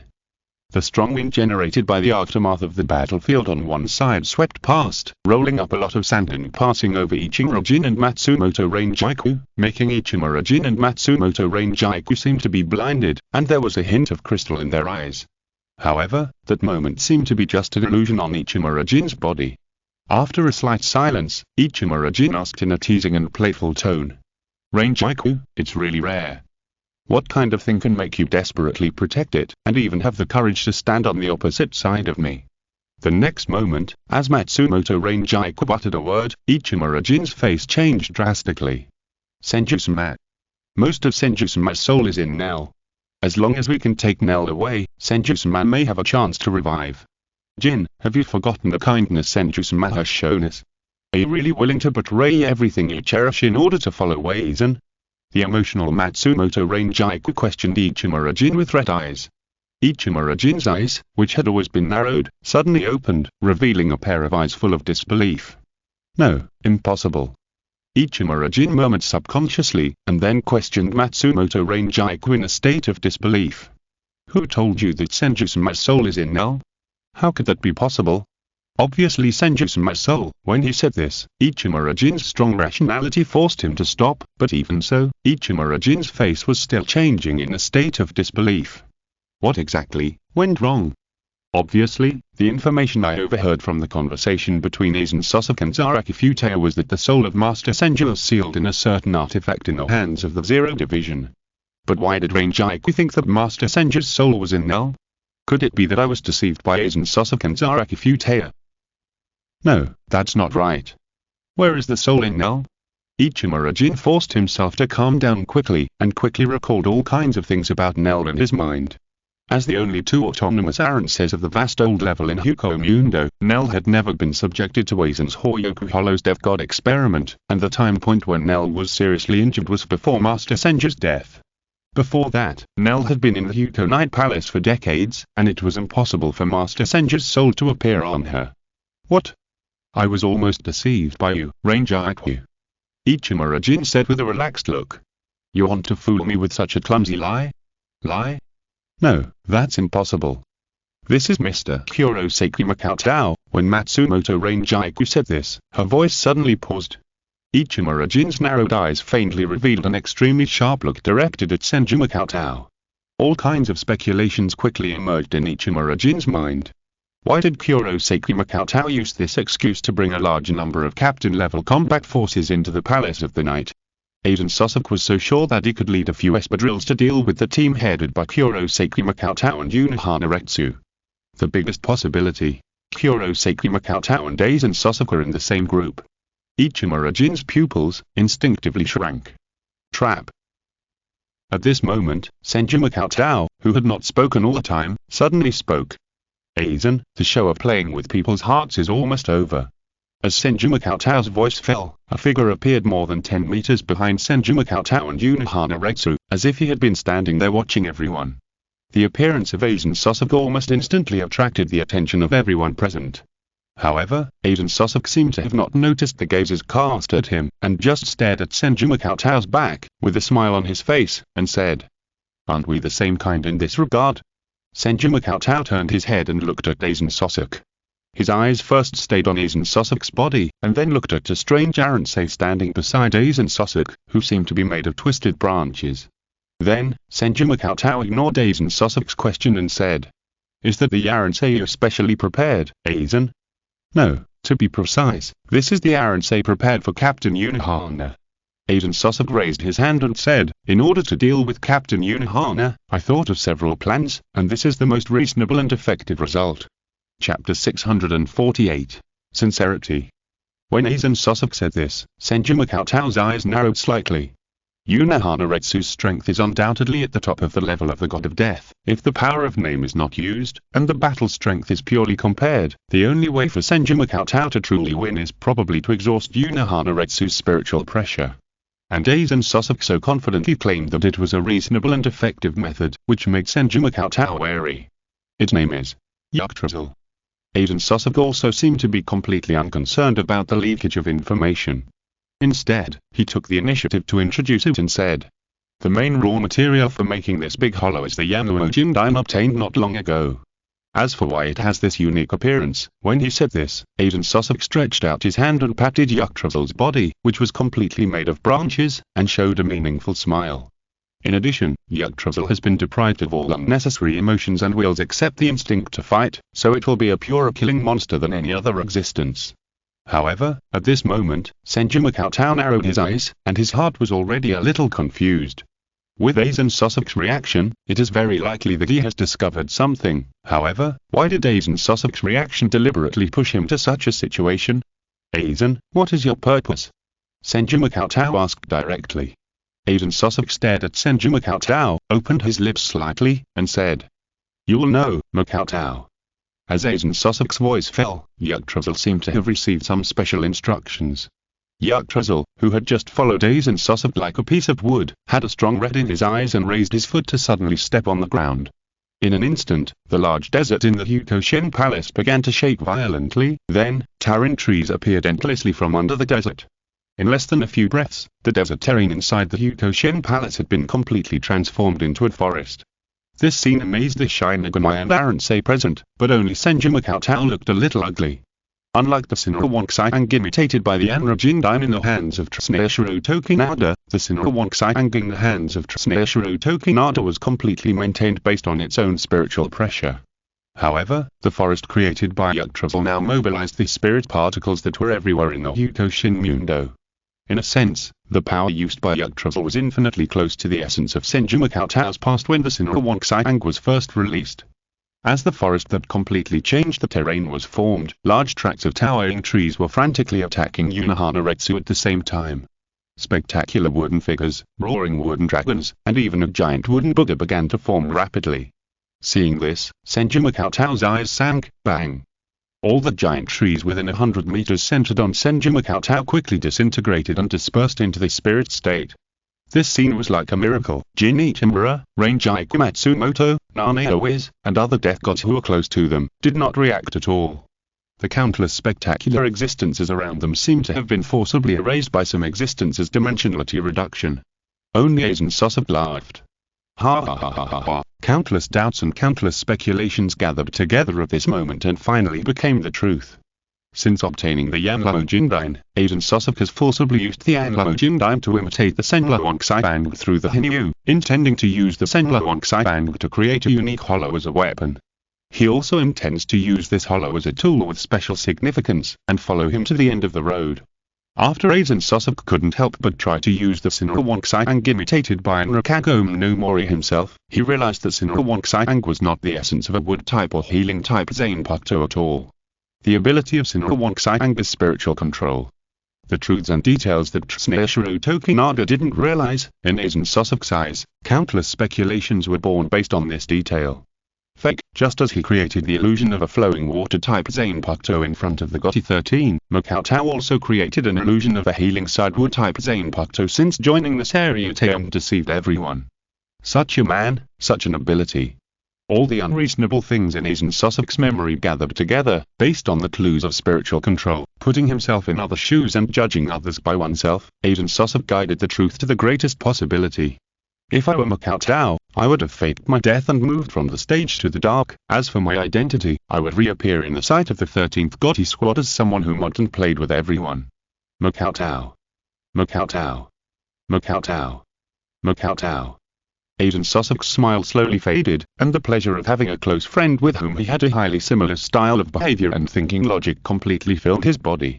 The feeling of being understood, the feeling of being pleased, the feeling of being fulfilled. The only thing that annoyed and upset Aizen Sasuke was that his close friend, who was originally weak in his eyes, had unknowingly walked faster than him and even walked ahead of him. It's just, facing Senju Makoto's calm eyes, Aiden Sosok showed a gentle and elegant expression on his face for the first time since he betrayed the Seireitei. You know, right, Makoto, Aiden Sosok said. Senju Makoto's eyes narrowed. After Yggdrasil used his ability to get infinitely close to the essence of all things in the world, he realized that with Aiden Sosok's intelligence, he had definitely guessed a lot of information. Combined with Aiden Sosok's action of taking Nell away and inviting him to Hukomundo, Senju Makoto didn't understand Aiden Sosok's thoughts. The next moment, Senju Makoto appeared in front of Aiden Sosok in a flash and spoke. I know you know. After a pause, Senju Makoto glanced at Yulu's healer beside him, and then asked. Where's Shuangji's? Aiden Sosok raised his eyebrows slightly, and instead of answering directly, he asked with some doubts. With Makoto-kun's level, he actually recognized Zaraki Fuai as a close friend. This is really puzzling to me. Even though Zaraki Fuai's ability is quite unique and powerful, his weaknesses are also countless. With the ability of Muramasa, he can immediately become an ant that can be manipulated at will. Chapter 649. Best Friends Duel. Hearing this, Senju Makoto finally understood why Zaraki Futaba, who secretly guided and monitored Aiden Sosok, suddenly lost all traces and did not even have time to issue a warning. The ability of Muramasa is undoubtedly the nemesis of Zaraki Futaba, who relies entirely on zanpakutō. In the hands of Aiden Sosok, there is a special arensei made of Muramasa. In this way, the fall of Zaraki Futaba can be understood. At this moment, Yulu's healer also directly transformed from the spirit state into a physical body, and spoke with a hint of apology. I'm sorry, Master Senju, I can only obey Master Aiden for now. Yulu's healer, you will make Futaba sad. Senju Makoto said. Especially for Zaraki Futaba, who unconsciously regarded zanpakutō as a psychological sustenance for her sister at this moment, Yulu's healer's betrayal will undoubtedly be a huge blow to Zaraki Futaba. There is nothing I can do about it. Muramasa's whisper made me get out of it unconsciously, and by the time I reacted, it had already materialized. Yulu's healer replied with a bit more helplessness in his tone. And Saya was instantly controlled by Aizen-sama. If I didn't listen to Aizen-sama, Saya would have died. Facing Senju Makoto's gaze, Aiden Sosok smiled disapprovingly and said. It's just a little trick, sorry for the joke, otherwise with the ability of Zaraki Saya, I'm afraid that Makoto would have known my slightest movement clearly. This is not a little trick, the scheme, the strategy, the means, Aiden-sama is worthy of being an existence that no one in the entire Soul Society can match. With this comment, Aiden Sosok still had the same gentle expression on the surface, but his eyes narrowed inadvertently. The praise of others is nothing more than an ant lamenting the vastness of the world because of witnessing the scales of a dragon. It is insignificant at all, and they don't know how to stop and listen. Only Cheng-ge's evaluation is undoubtedly worthy of joy. However, boom. Senju Cheng flicked his finger, and a spirit arrow slammed into Aiden Sosok's chest. The bright spirit light suddenly appeared, carrying Aiden Sosok like a meteor and crashing into the back, and countless giant trees were broken. At this moment, Senju Cheng's eyes were full of coldness. Since Aiden Sosok has seen through it, it is impossible to make Aiden Sosok a qualified chess piece by inducing him as before. On the contrary, forcing with strength, or erasing Aiden Sosok, and supporting another puppet to create a crisis to destroy the Seireitei is the same. Number 0, who once left many legends in the Hukomundo, is also an option. When Aiden Sosok was blasted out, this scene undoubtedly became the focus of everyone's attention. Since the voices of Senju Makoto and Aiden Sosok were not loud, the others could not hear what Aiden Sosok and Senju Makoto said. They only saw a few words exchanged between the two sides, and then Senju Makoto blasted Aiden Sosok away. Senju Makoto quickly swept his eyes and saw the reactions of Ichimura Jin, Arable, Apache and others. He realized that Aiden Sosok had not told anyone his identity. Then, Senju Makoto, who knew what was going on, looked at Arable and shouted in the tone of Ashwari-Cheng. Arable. Arable was startled, and his eyes were stunned when he looked at Senju Makoto. Assist me as a friend. Senju Makoto said hurriedly. In an instant, Arable's eyes could not help but blur. Once, when fighting with Senju Makoto in Karakura town, Senju Makoto had hinted at many identities related to Ashwari-Cheng, which made Arable hesitate and choose to go against Aiden Sosok's order and return to Hukomundo. At the time, Arable mainly suspected whether Senju Makoto had any special connection with Ashwari-Cheng. Now, this special tone and request made Arable completely confirm a fact. Kurosaki Makatao, is Ashwarian Cheng. Because Haribal has only one friend, that is Ashwarian Cheng. Suddenly, Haribal chose to turn against the water without hesitation, and personally stop the three subordinates who were besieging Seireitei. And Haribal's firm reaction made Senju Makatao's heart relax, and his figure instantly disappeared from the spot, and he went to the direction of Aizen Sosok with confidence. At this moment, the biggest threat on the scene is undoubtedly Aizen Sosok. Just like when Makatao Senju dealt with most of the captains, he only needed one strike. Aizen Sosok often only needed one strike to kill most of the captains. Therefore, with Haribal's betrayal to ensure the situation on this side, Makatao Senju's main target was undoubtedly Aizen Sosok. As long as the problem of Aizen Sosok was solved, Makatao Senju could completely use his identity as number 0 to forcibly intimidate Kiyomiya, so as to maintain the original plan and move forward. The stage of Karakura Town, the GOTY 13 division has been set up, just waiting for the actors to appear. Without this battle, without this crisis, how could Makatao Senju secretly control the power of the GOTY 13 division? Almost in an instant, when the figure of Aizen Sosok appeared in Makatao Senju's sight again, his eyes could not help but narrow. That strike was enough to kill a captain of the level of Rokuguru Meikensei. But Aizen Sosok, who stood up from the debris of a huge tree, seemed to be completely unscathed except that most of the clothes on his chest were torn. Rip. Then, Aizen Sosok stretched out his hand and tore off the tattered clothes on his upper body, revealing the streamlined and perfect muscle contours. In the center of Aizen Sosok's chest, there was a broken jade emitting a faint blue light embedded in it. Is this the true power of Makatao-kun? It's amazing. Aizen Sosok's face remained gentle, and he spoke. Sure enough, even in the amazing battle with the Soul King Kiko in the Seireitei before, he had deliberately restrained some of his strength. Looking at Aizen Sosok in front of him at this moment, Senju Makatao's heart couldn't help but feel a little complicated and excited. Aizen Sosok. This man was the first enemy that Makatao Senju encountered, and he knew that he was definitely no match for him. At the time, apart from lying dormant and keeping a low profile as much as possible, Makatao Senju could not think of any way to deal with Aizen Sosok. Unknowingly, it has come to this point. 100 years have passed so quickly. Makatao Senju's eyes condensed, and all things in the world condensed in his hand, and he said, "If you want to see the real power, then come and try it, Aizen-kun." Chapter 650 Top Collision. Unlike the previous clash between Kurosaki Makatao and Aizen Sosok in the Seireitei, both sides had to deliberately restrain their strength. It felt like both sides were hiding their strength and pretending to fight. Now, as Senju Makatao completely clenched the Shinigami in his hand, the spirit particles within 100 meters, 1,000 meters, and even 10,000 meters around him were faintly responding to Senju Makatao's will.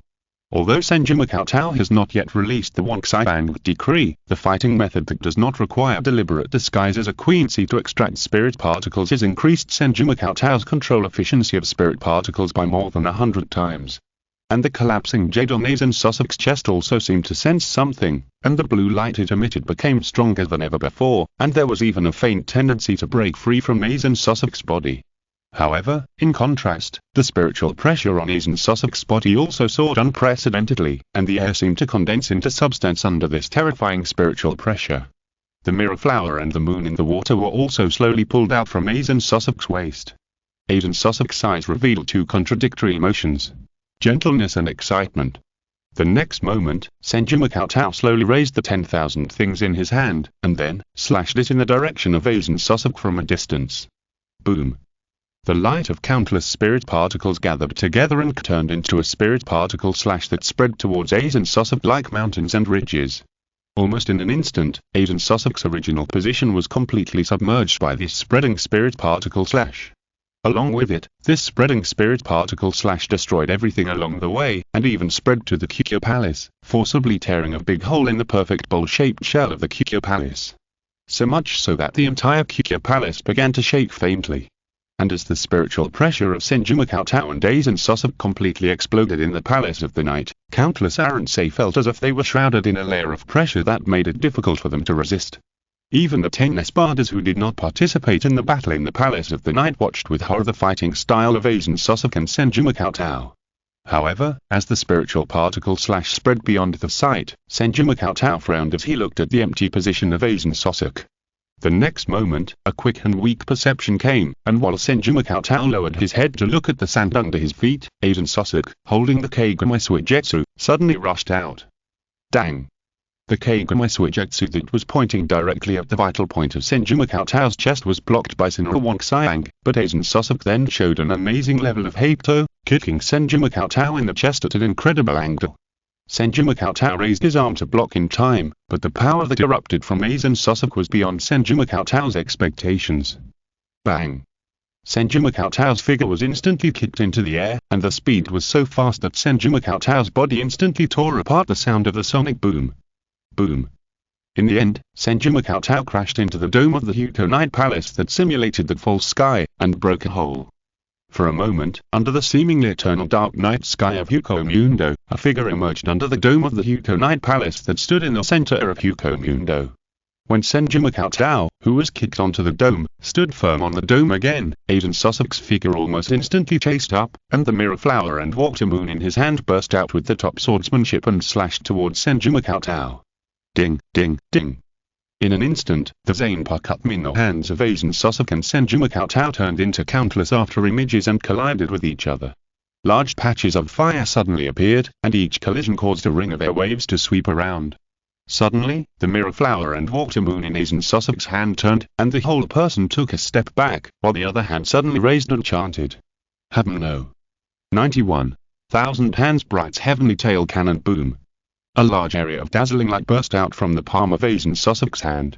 Obviously, he gave up chanting, and was still using Kendo while secretly preparing and then instantly releasing the 91st Brogan, but the power was not even inferior to the Brogan that was fully chanted and perfectly released. For a while, the Thousand Hands Bright's Heavenly Tail Cannon with a breath of destruction completely filled all of Senju Cheng's sight. Even Senju Cheng couldn't help but admire Aizen Sasuke's talent. As expected of a being who claims to have mastered the zanpakutō of the God of Death to the limit of the God of Death, only a brilliant person like Aizen Sasuke can instantly cast the 91st Hado without chanting under the high-intensity sword collision. However, the Hado 91st Thousand Hands Shinigami cannon that almost tore a path of light in the eternal night of Huko Mundo was about to drown the figure of Senju Cheng. Senju Cheng suddenly raised one hand to block in front of him, and with his 5 fingers clenched like claws, he incredibly blocked the Hado 91st Thousand Hands Shinigami cannon with one hand. This scene, even Aizen Sasuke couldn't help but be shocked. What kind of spirit body is it? What kind of spiritual pressure? Is this the strength of Cheng who has completely surpassed the level of the God of Death? Even the 90th and above Hado that can easily kill the captain-level God of Death can be easily blocked with one hand. The next moment, before Aizen Sasuke could react, Senju Cheng swung his hand that blocked the Senju Taikan upwards, pouring the power of the Senju Taikan into the sky. The Senju Cheng's hand slashed through the light, passing through the Senju Taikan and also passing through Aizen Sasuke's chest. A moment of delay, the blood from Aizen Sasuke's chest suddenly burst out, dyeing the dome under his feet red. However, Aizen Sasuke would be delayed due to his injury, and Senju Cheng would not hold back at all. At the moment when Senju Cheng passed through Aizen Sasuke's chest, a large number of spirits controlled by Senju Cheng instantly gathered into a sword shape behind Senju Cheng, and stabbed Aizen Sasuke with a synchronous roar. The 81st Binding Technique. Cutting the sky. Another instant binding technique, forming a transparent bow wall in front of Aizen Sasuke that was perfect enough to block the defenses below the 89th. However, under the impact of those spirit swords, cutting the sky collapsed in less than a breath. But for Aizen Sasuke, this momentary delay was undoubtedly enough, another perfect instant step, allowing Aizen Sasuke's figure to retreat 100 meters away almost like teleportation, while Senju Cheng was temporarily blocked by the torrent of spirit swords falling in front of him. End of this chapter. Thank you very much for reaching the end. Don't forget to like. Looking for more exclusive content and immediate access? Subscribe to our Patreon. Remember, every like, subscription, or donation encourages us to continue. Thanks to everyone. See you in the next video.